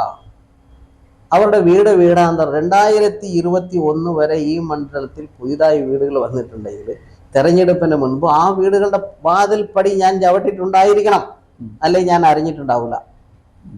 അത്ര ബന്ധം ഞാൻ ഈ മണ്ഡലവുമായി നിലനിർത്തിയിട്ടുണ്ട്. പക്ഷെ ഇനി എനിക്ക് അങ്ങനെ അതുകൊണ്ട് മത്സരിക്കണമെന്നല്ല കേട്ടോ. അങ്ങനെ ഇപ്പോൾ ഏതെങ്കിലും ഒരു സ്ഥലത്ത് ഒരു സംഭവം നടന്നാൽ ഓടിയെത്താനുള്ള ഒരു നിലയിലില്ലെന്ന് വെച്ചാൽ, നമ്മൾ പോകുമ്പോൾ ഇന്നത്തെ ഉദ്യോഗ മണ്ഡലം അതാണ്. പ്രാധാന്യം നൽകുന്നത് മീഡിയയിൽ വരാൻ വേണ്ടിയിട്ടാണ്. അധ്വാനത്തിന് പ്രാധാന്യം തരുന്നില്ല. ഉദ്യോഗസ്ഥന്മാരും ആ നിലയിലേക്ക് ശ്രദ്ധിക്കുന്നില്ല. പിന്നെ നമ്മൾ പറ്റാത്ത ജോലി നമ്മളെ കൊണ്ട് നടക്കും എന്ന് കരുതിയിട്ട് BJP പോയിട്ട് വേറെ ഏത് പാർട്ടിക്ക് പോയിട്ട് എന്ത് കാര്യം? അതുകൊണ്ട് ഒരു നീതിബോധവും നിലപാടും കമ്മിറ്റ്മെൻറ്റും ഇല്ലാതെ ഇരിക്കുന്ന ഒരു സാഹചര്യമുണ്ട്. ഇതിൽ ഏത് പാർട്ടിക്കകത്ത് പോയാലും എന്ത് ചെയ്യാൻ പറ്റുന്നത്? എനിക്ക് വ്യക്തിപരമായി സമ്പത്ത് വേണമെന്നോ ഞാൻ സമ്പത്ത് ഉണ്ടാകണമെങ്കിൽ 10-20 വർഷക്കാലം നല്ലപോലെ ഉപയോഗിക്കാമായിരുന്നു. ഞാൻ അതൊന്നും ചെയ്തില്ല, വെറുതെ പറയുന്നതുമല്ല. അതുകൊണ്ട് സാമ്പത്തിക നേട്ടമോ ഇനി എത്ര ഉയർന്നു പോയാലും ഒന്നും പണ്ടത്തെ ഒരു കമ്മിറ്റ്മെൻറ്റിലേക്ക് പോകാൻ പറ്റില്ല ജനങ്ങളോട്. ഇപ്പോൾ നല്ല ക്യാപ്പുണ്ട് ജനത്തിന്, നമുക്കും. ആ ബന്ധത്തിൽ അദ്ദേഹം സ്ഥാനത്തില്ല, എന്ത് ചെയ്യാൻ പറ്റും എന്നുള്ള നിലയിലേക്ക് മാനസികാവസ്ഥയിൽ ജനങ്ങൾ എത്തിയിട്ടുണ്ട്. നമ്മളും ആ നിലയ്ക്ക് സൗഹൃദം മാത്രം പുതുക്കി പോകുന്നു. അത് ആ നിലയ്ക്ക് ഇത് ഇങ്ങനെ തന്നെ മെയിൻറ്റെയിൻ ചെയ്യാനാണ് ഞാൻ ആഗ്രഹിക്കുന്നത്. ഇതുകൊണ്ടാണ് എനിക്ക് മനസ്സമാധാനമുണ്ട്. ഞാൻ ഇഷ്ടമുള്ള സമയത്ത് ഉറങ്ങാം, ഇഷ്ടമുള്ള സമയത്ത് എണീക്കാം, ഒരു പ്രശ്നവുമില്ല. ഏതെങ്കിലും ഉള്ള സമയത്തുള്ള ബന്ധങ്ങളുടെ അടിസ്ഥാനത്തിൽ ആരെങ്കിലും വിളിച്ചാൽ അവരുടെ വീട്ടിൽ പോവുക വരിക, ഇതൊക്കെയാണ് ഇപ്പോൾ ചെയ്യുന്നത്. അതുകൊണ്ട് അങ്ങനെ ഞാൻ ഉദ്ദേശിക്കുന്നുള്ളൂ. ഈ താങ്കളുടെ ഈ പാർട്ടി ജീവിതം 40-40 വർഷത്തോളം പാർട്ടി ആയിരുന്നു താങ്കളുടെ ജീവിതം. അപ്പോൾ ഈ കാലയളവിൽ ഞാൻ കുറേ പേരുകൾ പറയാം. അന്നും ഇന്നും ഇപ്പോഴും പാർട്ടി KK ജയചന്ദ്രനുമായി താങ്കളുടെ വ്യക്തിപരമായ ജീവിതവും പാർട്ടി ജീവിതവും എപ്രകാരമായിരുന്നു? 1-2 വാക്കിൽ പറഞ്ഞ ചോദ്യം. അദ്ദേഹം മൂന്നാറിൽ കഴിഞ്ഞതിന് ശേഷം ഏറ്റവും ആശ്രയിച്ച ഒരു മനസ്സായിരുന്നു. എൻ്റെ എല്ലാ കാര്യങ്ങളും പങ്കുവെക്കാനും അഭിപ്രായങ്ങൾ തിരിച്ചു വാങ്ങിക്കാനും പ്രവർത്തിക്കാനും ഉണ്ടായിരുന്ന ഒരു മനസ്സായിരുന്നു അത്. MM മണി സഖാവിൻ്റെ ഒരു നിലപാടനുസരിച്ച് പെട്ടെന്ന് പോയ ഒരു കാര്യം പറയുന്നതിന് മുൻപ് സഖാവ് പെട്ടെന്നുള്ള ഒരു നിലപാട് സ്വീകരിക്കുന്നുള്ളത് കൊണ്ട് അത്ര അടുപ്പം അദ്ദേഹമായി, ബഹുമാനക്കുറവ് കൊണ്ടിട്ടല്ല, അദ്ദേഹത്തിനോട് നല്ല ബഹുമാനമുണ്ട്. പക്ഷെ മനസ്സുകൊണ്ട് ഞാൻ അത്ര അടുത്തിരുന്നില്ല. എന്നുവെച്ചാൽ അതിന് മണി സഖാവ് സ്ഥലം തരില്ല, അതാണ് പ്രശ്നം. പറയാൻ സമയം തരില്ല, അടുക്കത്തില്ല. പുള്ളിക്ക് ആരെങ്കിലും പിന്നെ വളരെ അടുപ്പമുള്ള ആളുകളായി തോന്നുന്നവരുടെ വാക്കുകളെ നമ്മൾ പോകുന്ന മുമ്പ് നമ്മളോട് പറയും. അപ്പം നമുക്ക് പിന്നെ തിരുത്തി പറയാനുള്ള മനസ്സുണ്ടാവില്ല. അതുകൊണ്ട് വെറുതെ അദ്ദേഹത്തിൻ്റെ സമയം നമ്മൾ കളയേണ്ടതില്ലല്ലോ. അങ്ങനെ ബഹുമാനക്കുറവൊന്നുമില്ല. പക്ഷെ അദ്ദേഹത്തിനായിട്ട് ഈ പറഞ്ഞ ജയചന്ദ്ര സാറിൻ്റെ അത്രയും അടുപ്പം അവരുമായിട്ടില്ല. CV വർഗീസ് ജില്ലാ DYFയുടെ ജില്ലാ പ്രസിഡന്റ് ആയിരിക്കുമ്പോൾ ഞാൻ വൈസ് പ്രസിഡന്റാണ്. ദീർഘകാല ബന്ധമാണ്. വട്ടയാർ കല്ലാരിന്ന് മാങ്കുളം വൈറ്റ് സിറ്റി വരെ ഞങ്ങൾ നടന്നു പോയിട്ടുണ്ട്. അന്ന് ഒരു ഫിലിപ്പുണ്ടായിരുന്നു, അവരുടെ വീട്ടിൽ അവസാനം കഞ്ഞിയൊക്കെ കിട്ടുക. ഷാല് വരിച്ച് അന്നത്തെ തിയേറ്ററിൽ മാങ്കുളത്ത് കിടന്ന് ഉറങ്ങിയിട്ടുണ്ട് ശർമ്മ, ഞങ്ങളെല്ലാം കൂടി. അത്ര ആത്മബന്ധമുള്ളതാണ്.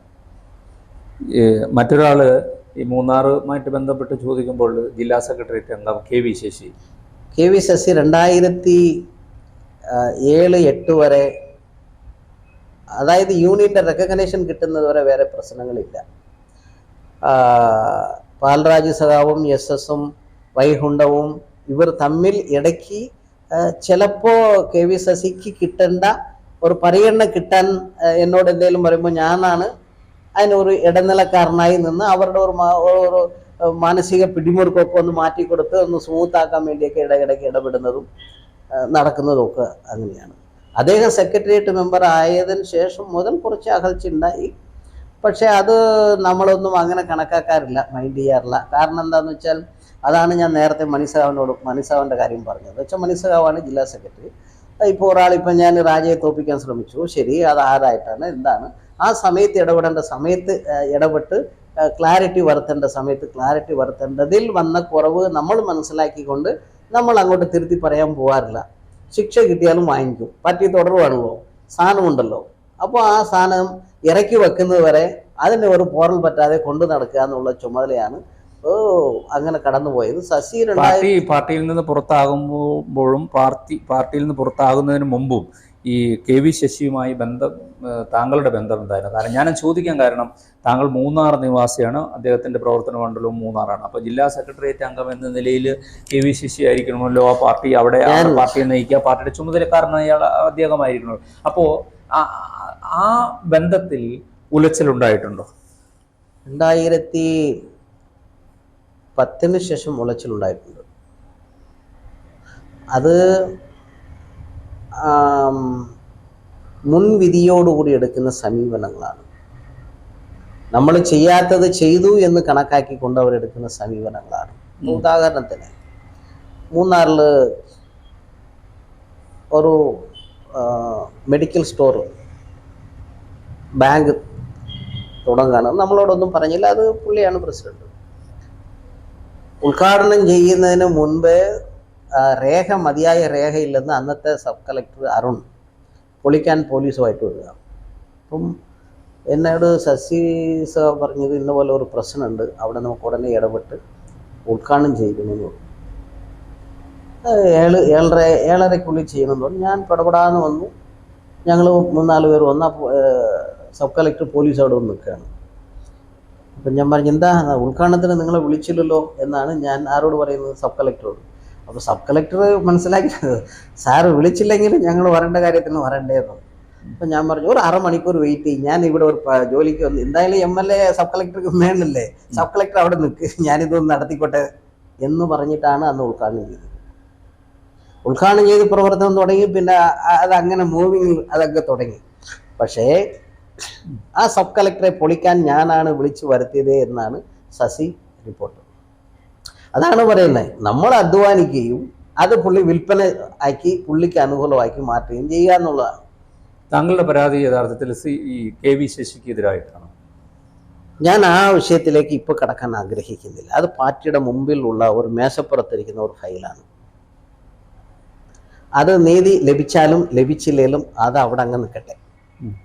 അതുകൊണ്ട് ഒരാളുടെ ജീവിതത്തിന് അല്ലെങ്കിൽ ഒരു ദോഷം ഒരാൾക്ക് ഉണ്ടാക്കാൻ അത് ഈ തെരഞ്ഞെടുപ്പ് സമയത്ത് തുറന്നു പറച്ചെല്ലാം ആഗ്രഹിക്കുന്നില്ല.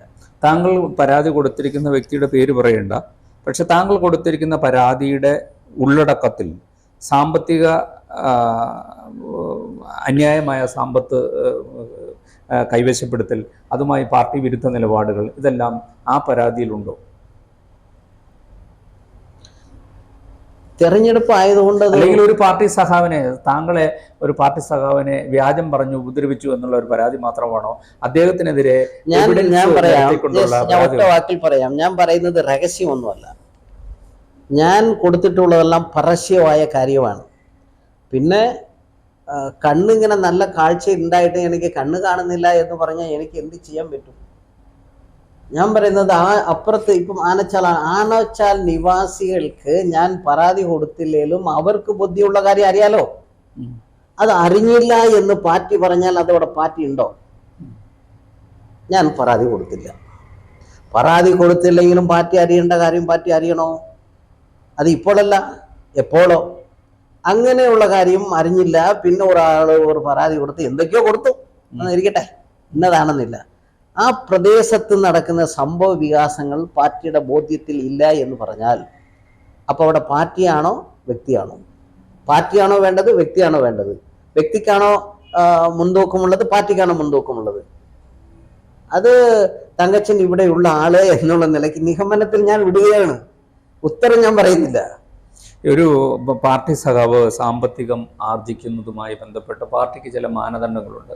നമ്മുടെ ജില്ലയിലെ പാർട്ടിയിലെ ചില നേതാക്കളെങ്കിലും ഈ പാർട്ടിയുടെ മാനദണ്ഡം അല്ലെങ്കിൽ പാർട്ടി നിശ്ചയിച്ചതിനപ്പുറം സമ്പത്ത് വാരിക്കൂട്ടിയവരാണെന്നുള്ളൊരു തോന്നൽ അത് പൊതുജനത്തിന് മുന്നിൽ ഉണ്ട്. അത്തരത്തിൽ പൊതുജനത്തിന് മുന്നിലുള്ള ഒരു വിഷയത്തിൽ S. രാജേന്ദ്രൻ എന്ന 40 വർഷത്തെ പാർട്ടി സഖാവിന് എന്താണ് പറയാനുള്ളത്?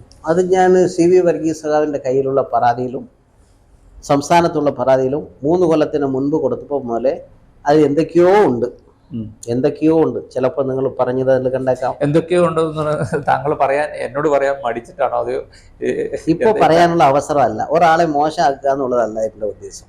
അത് പാർട്ടിക്ക് ഗുണമാകട്ടെ എന്നാണ് ഞാൻ പറഞ്ഞു കൊടുത്തത്. അല്ലാതെ ഒരാൾ പറഞ്ഞല്ലോ പൊളിത്തകരാലല്ലോ. ഒരാൾ പറഞ്ഞതുപോലെയുള്ള പൊളിത്തകരാലല്ല ഇത്. പക്ഷെ പൊളിത്തകരാലാണ്. പൊളിത്തകരാലല്ല എന്ന് പറയുമ്പോൾ പൊളിത്തകരാലാണ്. സമ്പത്തല്ല പ്രശ്നം, പാർട്ടിയുടെ നയമാണ് പ്രശ്നം. അല്ലെ, പാർട്ടിയുടെ നയത്തിന് വിരുദ്ധമായിട്ട് പ്രവർത്തിക്കുന്ന പാർട്ടി സഖാവാണെങ്കിൽ പോലും പാർട്ടിയുടെ വർഗശത്രുവായിട്ടല്ലേ കാണേണ്ടത്? അങ്ങനെ ഒരു വർഗശത്രുവിനെ നിങ്ങൾ മൂന്നാറിലോ അല്ലെങ്കിൽ ഇടുക്കി പാർട്ടിയിലോ കാണുന്നുണ്ടോ? താങ്കൾ പേര് ഇതിനൊന്നും ഞാൻ മറുപടി പറയുന്നില്ല. പാർട്ടിയുടെ മുൻപിൽ പാർട്ടിയെ ഒരു പ്രതിക്കൂട്ടിലാക്കാൻ ഞാൻ ആഗ്രഹിക്കുന്നില്ല. പാർട്ടിയെ പ്രതിക്കൂട്ടിലാക്കാൻ ആഗ്രഹിക്കുന്നില്ല. പാർട്ടിക്ക് അങ്ങനെ വർഗശത്രുവിനെ തിരിച്ചറിയാൻ കഴിയാത്തൊരു സാഹചര്യം ഇടുക്കി ജില്ലാ കമ്മിറ്റിക്കുണ്ടോ? ഞാൻ പാർട്ടിയെ പ്രതിക്കൂട്ടിലാക്കാൻ ഞാൻ ഇപ്പോൾ ഈ സമയം ഉപയോഗിക്കുന്നില്ല, ആഗ്രഹിക്കുന്നില്ല. അവസാനമായിട്ട് ഈ അഭിമുഖം കണ്ടിരിക്കുന്ന പ്രേക്ഷകരോട് S. രാജേന്ദ്രൻ എന്ന 3 തവണത്തെ ദേവികുളം MLA 40 വർഷത്തെ പാർട്ടി സഖാവിന്, പാർട്ടി അണികളോടും ഈ പ്രേക്ഷകരോടും അവസാനമായി പറയാനുണ്ട് എന്താണുള്ളത്? രാജേന്ദ്രൻ പാർട്ടി മാറുമോ? ഇതാണ് ഇപ്പോൾ നിൽക്കുന്ന ചോദ്യം. ഇന്ന് മരണ വീട്ടിൽ പോയപ്പോഴും പലർക്കും പല സ്വഭാവം കാണും. മദ്യപാനികളുണ്ട്. അതായത് ഏറ്റവും അടിത്തട്ടിൽ ഉള്ളവരാണല്ലോ ഈ പാർട്ടിയുടെ ഏറ്റവും അടിസ്ഥാനപരമായ ആളുകൾ. നിൽക്കാൻ പറ്റുന്നില്ലെങ്കിൽ എൻ്റെ തോളത്ത് ചെരിഞ്ഞുകൊണ്ട് ഒരാൾ പറഞ്ഞു ഈ പാർട്ടി വിടുന്നത്. അങ്ങേർക്കൊന്നും കിട്ടിയിട്ടല്ല, നല്ല വീട് പോലും ചിലപ്പോൾ ഉണ്ടാകണമെന്നില്ല. കോലം കണ്ടിട്ട് എനിക്കറിയാവുന്ന സഹാവാണ്.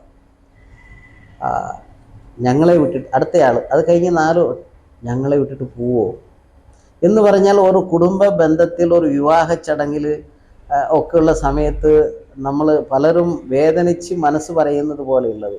ഞാൻ റെയിൽവേ സ്റ്റേഷനിൽ നിൽക്കുമ്പോൾ കഴിഞ്ഞ തവണ കോഴിക്കോട് വരെ പോയപ്പോൾ കോഴിക്കോട് എനിക്ക് പുതിയതായിട്ടുള്ള അനുഭവമാണ്. ഞാൻ മേളിൽ നിന്ന് എടുത്ത് താഴെ സൂട്ട്കേസ് വെക്കുന്നു. പ്ലാറ്റ്ഫോമിൽ ഒരാൾ വന്ന് അതെടുത്ത് മാറ്റി വെക്കുന്നു, അവിടെ നിൽക്കുന്നു. ഞാൻ ഇറങ്ങി. അപ്പം ഞാൻ എൻ്റെ സൂട്ട്കേസ് എടുത്തപ്പോൾ അദ്ദേഹം ഞാൻ എടുത്തോളാം എന്ന് പറഞ്ഞു. ഒരു ബന്ധവും പരിചയമില്ല. ഇല്ല ഞാൻ വെച്ചോളാം എന്ന്. ഇല്ല സഹാവേ ഞാൻ കൈ പിടിച്ചോളാം. പിന്നെ സഹാവി എന്ന് പറഞ്ഞപ്പോൾ ഞാൻ അങ്ങ് വിട്ടു. ഞങ്ങൾ രണ്ടുപേരും വർത്തമാനം പറഞ്ഞുകൊണ്ടിരിക്കുമ്പോൾ പുള്ളി എൻ്റെ ഇങ്ങനെ വലതുവശത്താണ് പുള്ളി വരുന്നത്. ഇടത്തെ കൈ കൊണ്ട് എൻ്റെ ഉള്ളിൽ കൂടി ഇങ്ങനെ കയറി പിടിച്ചിട്ട് സഹാവേ പോവോ എന്ന് വളരെ ആ ശബ്ദത്തിൻ്റെ മുമ്പിൽ ഈ പറയുന്ന ആളുകൾ ഒന്നുമല്ല. ആ ശബ്ദത്തിൻ്റെയും ആ ബന്ധത്തിൻ്റെയും മുമ്പിൽ അപ്പം ഈ വന്ന ആളുമായിട്ട് എതിരെ ഒരാൾ വരികയാണ്. ചുമട് അത് കളർ ഡ്രസ്സാണല്ലോ. എന്നെ ആരായത് അറിയില്ലേ? ആരായത് സാവ്? ഞാൻ ഏത് പാർട്ടിക്ക് പോയാലും എവിടെ പോയാലും എന്നെ എങ്ങനെ വിളിക്കുക? ദൈ സഖാവ് വരുന്നു അല്ലേ? ആ വിളി മരണ വീട്ടിലും വിവാഹ ചടങ്ങിലും ഒരു റെയിൽവേ സ്റ്റേഷനിലും ഇനി ഒരു പക്ഷേ ഇന്നലെ പോയതുപോലെ എയർപോർട്ടിലോ ഒക്കെ പോകുമ്പോഴും ഏത് പാർട്ടിക്കകത്ത് പോയാലും എന്നെ വിളിക്കുന്ന വിളിക്ക് ഞാൻ മറുപടി പറയണ്ടേ? സഖാവേ എന്ന് പറഞ്ഞാൽ ഞാൻ അറിയാതെ തിരിഞ്ഞു നോക്കുന്ന എൻ്റെ നോട്ടം ആ വിളിക്കാം. അത് ഉള്ളിടത്തോളം എനിക്ക് മാറാൻ പറ്റുമെന്ന് എനിക്ക് ഉറപ്പ് പറയാൻ പറ്റില്ല. എൻ്റെ വിഷയം അതാണ്, എൻ്റെ ബന്ധം അതാണ്, എൻ്റെ പാർട്ടിയുടെ കൂറ് അതാണ്. അതിനിപ്പോൾ പലർക്കും സംശയിക്കാം. രാജയെ എൻ്റെ പ്രശ്നം എവിടെ വന്നു? രാജയെ തോൽപ്പിക്കാൻ ശ്രമിച്ചു. ഞാൻ ആരോട് പറഞ്ഞു? ആ സമയത്ത് ആ സന്ദർഭത്തിൽ ഇടപെട്ട് തിരുത്തേണ്ടതാണ് നേതൃത്വം. ആ നേതൃത്വം ഇല്ലാതെ പോയതിൻ്റെ പ്രശ്നമാണ് ഞാൻ ഇപ്പോൾ അനുഭവിക്കുന്നത്. അത് സംസ്ഥാന കമ്മിറ്റി തിരുത്തി, അത് തിരിച്ചറിഞ്ഞു, തിരുത്താൻ പറഞ്ഞു. തിരുത്തിയോ? തിരുത്തിയില്ല. അപ്പോഴും ആ വിഷമം എന്നിൽ നിൽക്കുകയാണ്. അപ്പോൾ മെമ്പർഷിപ്പ് ഞാൻ പുതുക്കില്ല എന്ന് പറഞ്ഞാൽ പാർട്ടിയെ വെല്ലുവിളിച്ചുകൊണ്ടല്ല. ഈ പറയുന്ന ആളുകളുടെ ചതിയൻ അകത്ത് നിൽക്കുമ്പോൾ ഇതിനേക്കാൾ കൂടുതൽ ചതി വരുമ്പോഴും പാർട്ടിക്ക് ഒരു രേഖയുണ്ടാവുള്ളൂ, ഒരു സർക്കുലർ ഉണ്ടാകാം, അല്ലെങ്കിൽ പാർട്ടിക്ക് ഞാനൊരു കത്ത് കൊടുക്കാം. അതിൻ്റെ അപ്പുറത്തേക്കൊന്നുമില്ല. പക്ഷേ എനിക്ക് എൻ്റെതായ ആത്മധൈര്യവും ബലവും ഉണ്ടാകണമെങ്കിൽ ഞാൻ എൻ്റെ നിലപാടിൽ തന്നെ ഞാൻ ഇവിടെ വരെ എങ്ങനെ എത്തി? വീട്ടിൽ മിണ്ടാതിരുന്നിരുന്നുവെങ്കിൽ ഇന്ന് ദേവിടത്തൊരു രാജേന്ദ്രൻ ഉണ്ടായിരുന്നു എന്ന് ആർക്കെങ്കിലും അറിയുമായിരുന്നോ? ഇടമലക്കുടിയിൽ 28 ദിവസവും ഞാൻ നിന്നപ്പോൾ ഇവർ എത്ര ദിവസം വന്നു? ഇടമലക്കുടിയിലേക്ക് നടന്ന് എൻ്റെ വേർപ്പ് പെരുവിരലിൽ വീണപ്പോഴും 10 വർഷം നടന്നു. പിന്നീട് ആ റോഡ് വന്നത്. ഇപ്പോൾ പലർക്കും അവകാശപ്പെടാം. അപ്പോൾ അധ്വാനിക്കുമ്പോൾ ആത്മാർത്ഥമായി ഉള്ളു തെറഞ്ഞ് ജീവനും കൊടുത്തുള്ള അധ്വാനം നടത്തിയതിന് ശേഷം ഒറ്റ വാക്ക് രാജയ്ക്കെതിരെ പ്രവർത്തിച്ചു. വെച്ചോ കമ്മീഷൻ, എടുത്തോ നടപടി, അടിച്ചേര നോട്ടീസ്, ജില്ല മുഴുവൻ നോട്ടീസ് പറഞ്ഞു, സംസ്ഥാനത്ത് സർക്കുലറിലായി. അവർ ഈ ജോലി തിരക്കിൻ്റെ ഇടയ്ക്ക് അവരവരുടെ കാര്യം ചിന്തിക്കാനും പ്രവർത്തിക്കാനും സമയമില്ലാത്ത സമയത്ത് ഇങ്ങനെ ഒരുത്തൻ അപകടത്തിൽപ്പെട്ട് കിടക്കാമെന്ന് ആർക്കെങ്കിലും അറിയാൻ പറ്റുമോ? BJPക്ക് പോകണമെങ്കിൽ എന്നേ പോയാനെ? ഈ തെരഞ്ഞെടുപ്പ് സമയത്ത് അവർക്ക് ആർക്കെങ്കിലും സ്ഥാനം തരാൻ പറ്റുമോ? ഞാൻ അത്ര മണ്ടനാണോ? ഞാൻ പോയി അദ്ദേഹത്തിനെ കണ്ടു. ഈ സ്ഥാനം തന്നേക്കാം, എന്താ നാഷണൽ കമ്മീഷൻ ചെയർമാൻഷിപ്പ് തന്നേക്കാം എന്ന് പറഞ്ഞതല്ല, 2 കൊല്ലത്തിന് മുമ്പ് പറഞ്ഞതാണ്. ഇപ്പോൾ നോട്ടിഫിക്കേഷൻ ഇറങ്ങിയ സമയത്ത് രാജേന്ദ്രൻ സ്ഥാനം വാങ്ങിക്കാൻ പോയതാന്ന് പറഞ്ഞ സ്ഥാനം തരാൻ പറ്റുമോ? ഗവൺമെൻറ് തെരഞ്ഞെടുപ്പിലേക്ക് നിൽക്കുമല്ലോ, ഒരു പ്യൂനെ മാറ്റാൻ പറ്റുമോ? എന്നിട്ട് പത്രമാധ്യമങ്ങളെ അധികവും ഒക്കെ എല്ലാം ഇവരിങ്ങനെ കൊട്ടി ആഘോഷിച്ച് നിൽക്കുകയാണ്. എൻ്റെ പ്രശ്നമില്ല. ഞാൻ പറഞ്ഞ ആ സഹാക്കളുടെ മനസ്സിനെ ആശങ്കപ്പെടുത്തും. നേതാക്കന്മാർ പറഞ്ഞു എന്നോട് ഒന്നും മാത്രമല്ല, ജീവിതത്തിൽ മുഖ്യമന്ത്രി നേരെ സംസാരിക്കുന്നു, എയർപോർട്ടിൽ കണ്ടപ്പോൾ നിന്ന് കണ്ടിട്ട് പോകുന്നു, ഗോവിന്ദ മാസ്റ്റർ ഈ പാർട്ടിയുടെ സ്റ്റേറ്റ് സെക്രട്ടറി വിളിച്ച് സംസാരിക്കുന്നു. അതിനേക്കാളും ഒരു മനുഷ്യനെ കിട്ടുന്ന ഒരു ഭാഗ്യം വേറില്ല. MLA ആയി എന്നുള്ളതിനേക്കാളും വലിയ ഭാഗ്യമായതൊക്കെ എനിക്ക് കവിഞ്ഞ് വേറെ ഒന്നും കിട്ടാനില്ല ജീവിതത്തിൽ. അതിനേക്കാളും ഗൗരവത്തിലാണ് ഞാൻ ഈ പറഞ്ഞ സഹാക്കൾ മുസ്ലിം സറ്റിട്ടിട്ടും ഈ പാർട്ടിയോടുള്ള ബന്ധത്തെ സഹാവേ എന്ന് വിളിക്കുകയും പോകുന്ന സ്ഥലത്ത് നമ്മളെ തിരിച്ചറിയുകയും ബഹുമാനിക്കുകയും ചെയ്യുന്ന ആ ബന്ധത്തിൽ അവരുടെ സ്നേഹത്തിൻ്റെ മുമ്പിൽ വേറെ എന്ത് കിട്ടിയിട്ട് ഞാൻ ഈ പറഞ്ഞ പോലെ വലിയ സാധനം കിട്ടിയിട്ട് എന്ത് ചെയ്യുന്നതായി പറയണേ? എന്ത് ചെയ്യാനാണ്? മഹാത്മാഗാന്ധിയെ വെടിവെച്ചു അല്ലേ? ലോകവും ഈ രാജ്യവും തൊഴുതുകൊണ്ട് നടന്ന നേതാവാണ്. ഇപ്പോൾ ആരെങ്കിലും ഓർക്കാറുണ്ടോ? നെഹ്റു ആരെങ്കിലും ഓർക്കാറുണ്ടോ? ഇന്ദിരാഗാന്ധി മരിച്ചപ്പോൾ ഭയങ്കര കരച്ചിലായിരുന്നു. ആരെങ്കിലും ഓർക്കാറുണ്ടോ? ഇതൊക്കെ കാലത്തിൻ്റെ ആവശ്യവും കാര്യങ്ങളും പ്രക്രിയയിൽ പോകുന്നതായി ഞാൻ ഈ പാർട്ടിക്കകത്ത് പഠിച്ചതിൻ്റെ ചില പ്രത്യയശാസ്ത്രത്തിൽ മനസ്സിലാക്കി കൊണ്ടുവന്ന ആളുകളാണ്. അതുകൊണ്ട് വ്യാഖ്യാനങ്ങളൊന്നും എന്നെ ബാധിക്കുന്നതല്ല. പാർട്ടി നിലപാട് എടുക്കുകയോ എടുക്കാതിരിക്കുകയോ അത് അവരുടെ കാര്യം. ഞാൻ എൻ്റെതായ നിലപാട് പാർട്ടിക്ക് വിധേയമായി ചെയ്യണം എന്നുണ്ടെങ്കിൽ പാർട്ടി മെമ്പർഷിപ്പ് എനിക്ക് വേണം. പക്ഷെ ആ മെമ്പർഷിപ്പിൽ നിൽക്കുമ്പോൾ ആത്മാഭിമാനം ആരും വിട്ട് പോവില്ല. അത് ഒരു വ്യക്തിക്ക് കീഴ്പ്പെടണം എന്ന് പറയുമ്പോൾ ഞാൻ എടുക്കില്ല. എൻ്റെ മെമ്പർഷിപ്പ് ഒരു വ്യക്തിക്ക് കീഴ്പ്പെടണം എന്നുണ്ടെങ്കിൽ ഞാൻ എടുക്കില്ല മെമ്പർഷിപ്പ്. പക്ഷേ പുച്ഛമായി ഞാൻ കാണുന്നില്ല. പാർട്ടി മെമ്പർഷിപ്പ് അത്ര വിലപ്പെട്ടതാണ്. അതിന് ബഹുമാനം കൊടുക്കുന്നത് കൊണ്ടാണ് ഞാനിത് പറയുന്നത്. ഞാൻ എൻ്റെ ഏറ്റവും ഉയർന്ന സഹാവിനോട് പറഞ്ഞു, താങ്കൾ പറഞ്ഞ കക്ഷിയാണ് ശരിയുണ്ടെങ്കിൽ 40 വർഷക്കാലം ഈ പാർട്ടിയെ സംബന്ധിച്ച് മനസ്സിലാക്കാൻ എനിക്ക് തെറ്റുപറ്റി, എനിക്ക് മനസ്സിലാക്കാൻ പറ്റാതെ പോയി, ബോധമില്ലാതെ പോയി, എന്നെ വിട്ടേരെ. ഞാനും കൂടി കൂടണോ? ഞങ്ങളുടെ വാക്കുകൾക്കും എന്ത് വേണം? ബഹുമാനം വേണ്ട, ഒരു നീതി വേണം. ഞങ്ങൾ പറയുന്ന ഒരു നീതി വേണ്ടേ? ഇപ്പം ഞാൻ പറഞ്ഞു എന്നെ ഇങ്ങനെയെല്ലാം ചെയ്തു, അപ്പോൾ എന്നെ ശിക്ഷിക്കുമ്പോൾ എന്നെ ഇങ്ങനെയൊക്കെ ഉപദ്രവിക്കുന്നു. അപ്പം ബലഹീനതയുള്ള ഒരാളെ നീതി ലഭ്യമല്ല എന്ന് പറയുമ്പോൾ നീതി ലഭിക്കണ്ടേ? അപ്പം പിന്നെ നമുക്ക് മെമ്പർഷിപ്പിൻ്റെ കാര്യമില്ല. അതുകൊണ്ട് പാർട്ടി മാറാൻ വേണ്ടി കാത്തിരിക്കുകയാണ്, അതാണ് മെമ്പർഷിപ്പ് എടുക്കാതിരിക്കുകയെന്ന് കരുതുകയും വേണ്ട. രാജേന്ദ്രൻ പാർട്ടി മാറാൻ സാധ്യതയില്ല. രാജേന്ദ്രൻ അതേസമയം പാർട്ടിയുടെ അകത്തേക്ക് പ്രവേശിക്കുന്നില്ല. സഖാവ് എന്ന് വിളിക്കാൻ ഒരു സഖാവായി തുടരാനാണോ ഇഷ്ടം? ഞാൻ പറഞ്ഞല്ലോ, അടഞ്ഞു കിടക്കുന്ന വാതിലുടെ അടുത്ത് നിൽക്കുകയല്ലേ. തിറക്കണമെങ്കിൽ ആരാ തിറക്കണ്ടേ? ഞാൻ ഇരുന്ന കസാരയും മേശയും എനിക്ക് തിരിച്ചു വേണമെന്നല്ലോ ഞാൻ ചോദിച്ചേ. ഞാൻ വരുന്ന മുമ്പേ പുറത്തെടുത്തിട്ടു എന്നല്ലോ. അത്ര കുറ്റകൃതി ഞാൻ എന്താ ചെയ്തേ? രാജയ്ക്കെതിരെ ഞാൻ പറഞ്ഞിരുന്നെങ്കിൽ ആ സമയത്ത് വിളിച്ച് ചോദിക്കണ്ടേ? അതല്ലേ ആർജവമുള്ള നേതാക്കൾ ചെയ്യേണ്ട ജോലി. ഞാൻ അങ്ങനെ ചെയ്ത് ശീലിച്ചിട്ടുള്ളൂ. ഞാൻ ഒരു കാര്യം കൂടി പറയാം. BJPക്ക് പോകണമെങ്കിൽ ഈ ഡൽഹിയിൽ അവിടെയൊക്കെ പോയല്ല ഞാൻ മെമ്പർഷിപ്പ് എടുക്കുക. ഞാൻ ഇവിടെ ആളെ കൂട്ടി നിർത്തി മെമ്പർഷിപ്പ് എടുക്കും. പക്ഷേ എടുക്കില്ല. അങ്ങനെയുള്ള മനസ്സല്ല. ഇവരിങ്ങനെ പ്രചരിപ്പിച്ച് കൊണ്ടുവരുന്നത് കൊണ്ടിട്ടൊന്നും അങ്ങനെ മാറുന്ന ആളല്ല. ഇപ്പം ഇങ്ങനെ ഞാൻ എടുക്കും എന്ന് പറഞ്ഞതുപോലെ ഒരു പക്ഷേ നിങ്ങൾ എഡിറ്റ് ചെയ്ത് മെമ്പർഷിപ്പ് എടുക്കുന്നൊക്കെ കൊണ്ടുവിട്ടേക്കരുത്. അത്ര ജാഗ്രത വേണമെന്നാണ് ഞാൻ പറഞ്ഞത്. അല്ല, ഞാൻ ഒരു കാര്യം കൂടി, ഇപ്പോൾ പാർട്ടിയിൽ നിന്നും താങ്കളെ നടപടിയെടുത്ത് വിടുവാനും ഇപ്പോൾ താങ്കൾ അനുഭവിക്കുന്ന മാനസിക സമ്മർദ്ദത്തിനും പാർട്ടിയുടെ ഒരു ജില്ലാ കമ്മിറ്റിയുടെ മൊത്തത്തിലുള്ളൊരു തീരുമാനം ആയിരുന്നു, അതോ ഏതെങ്കിലും ഈ പാർട്ടിക്കുള്ളിലെ ഏതെങ്കിലും ഒരു നേതാവിൻ്റെ സമ്മർദ്ദത്തിന് ഫലമായി പാർട്ടി ജില്ലാ കമ്മിറ്റിക്കോ പാർട്ടി ജില്ലാ സെക്രട്ടേറിയറ്റിനോ സംസ്ഥാന നേതൃത്വത്തിനോ വഴങ്ങേണ്ടി വന്നതാണ്? അതാണ് കറക്റ്റ്. ഇപ്പം ചൊന്നത് അതേപടി അങ്ങനെ. ഇപ്പം പറഞ്ഞത് ശരി, ആവർത്തിച്ച് സമയം കളയേണ്ട കാര്യമില്ലല്ലോ.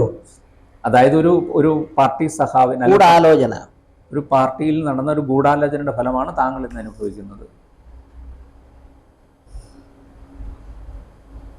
താങ്കളുടെ മനസ്സ് ഞാൻ മനസ്സിലാക്കുന്നു. താങ്കൾ വളരെയധികം വിഷമിക്കുന്നുണ്ടെന്നും ഞാൻ മനസ്സിലാക്കുന്നു. ഈ പാർട്ടി വിട്ടു, അല്ലെങ്കിൽ താങ്കളെപ്പോലൊരു പാർട്ടി സഖാവിനോട് താങ്കൾ BJPയിൽ ചേരാൻ ഞങ്ങളുടെ പാർട്ടിയിലേക്ക് വരണം എന്നൊരു BJP നേതാവ് ക്ഷണിക്കേണ്ട അവസ്ഥ വരിക എന്നത് പറഞ്ഞ ഒരു പാർട്ടി സഖാവിനെ സംബന്ധിച്ച് വലിയ മാനസിക സംഘർഷം ഉണ്ടാക്കുന്ന ഒന്നാണെന്ന് ഞാൻ മനസ്സിലാക്കുന്നു. അപ്പോൾ ഈ പാർട്ടിയിൽ നിന്നും അവസാനമായി താങ്കൾ പ്രതീക്ഷിക്കുന്നത് എന്താണ്?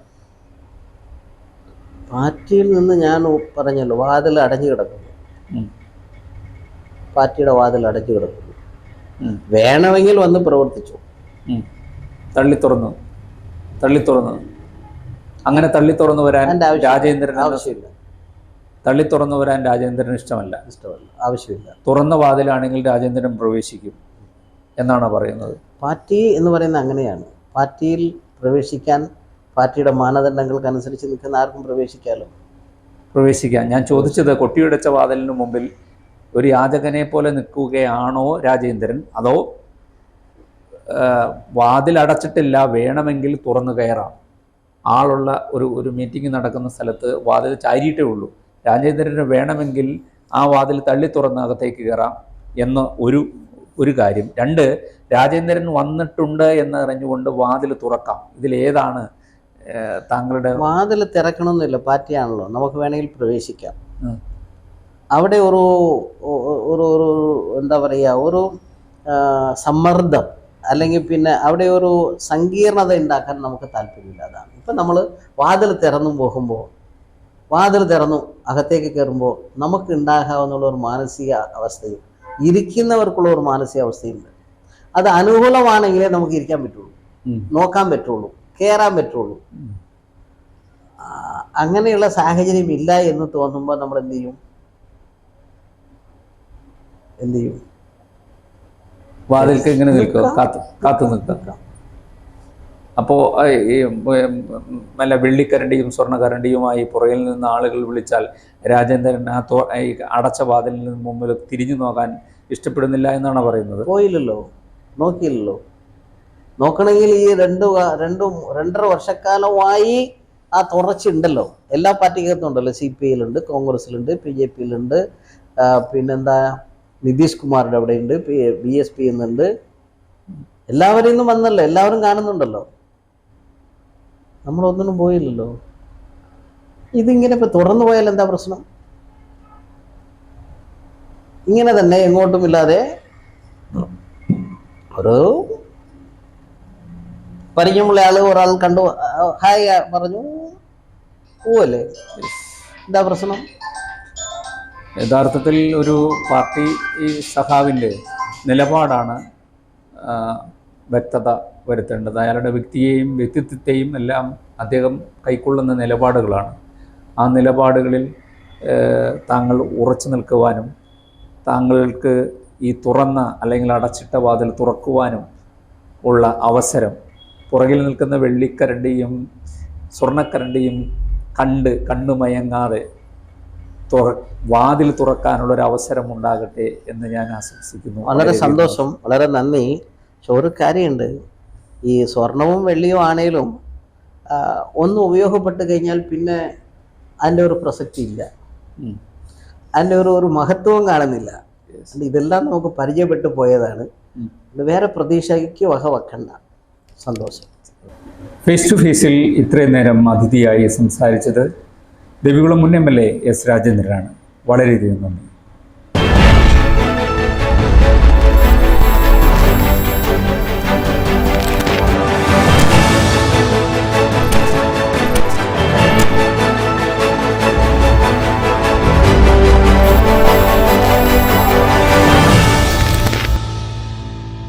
ഈ പ്രോഗ്രാം നിങ്ങൾക്കായി അവതരിപ്പിച്ചത് നിങ്ങളുടെ ഡിജിറ്റൽ ലോകം യാഥാർത്ഥ്യമാക്കൂ ഞങ്ങളിലൂടെ. ജില്ലയിലെ ഏറ്റവും വലിയ ഗൃഹോപകരണ വിതരണ ശൃംഖല high range home appliances. Home അപ്ലയൻസുകൾക്കും ഡിജിറ്റൽ ഗാഡ്ജറ്റ്സുകൾക്കും പുറമെ 52,000-ലധികം എസൻഷ്യൽ പ്രോഡക്റ്റുകൾ ഉൾപ്പെടുത്തി ഏറ്റവും വലിയ ഷോപ്പിംഗ് എക്സ്പീരിയൻസിനെ ഹൈ റേഞ്ച് ഹൈപ്പർമാർട്ട് ഷോറൂമിലൂടെ ഏറ്റവും വലിയ കളക്ഷനുകളും മറ്റാർക്കും നൽകാനാവാത്ത ഓഫറുകളും ഉൾപ്പെടുത്തി ഫാം ഫ്രഷ്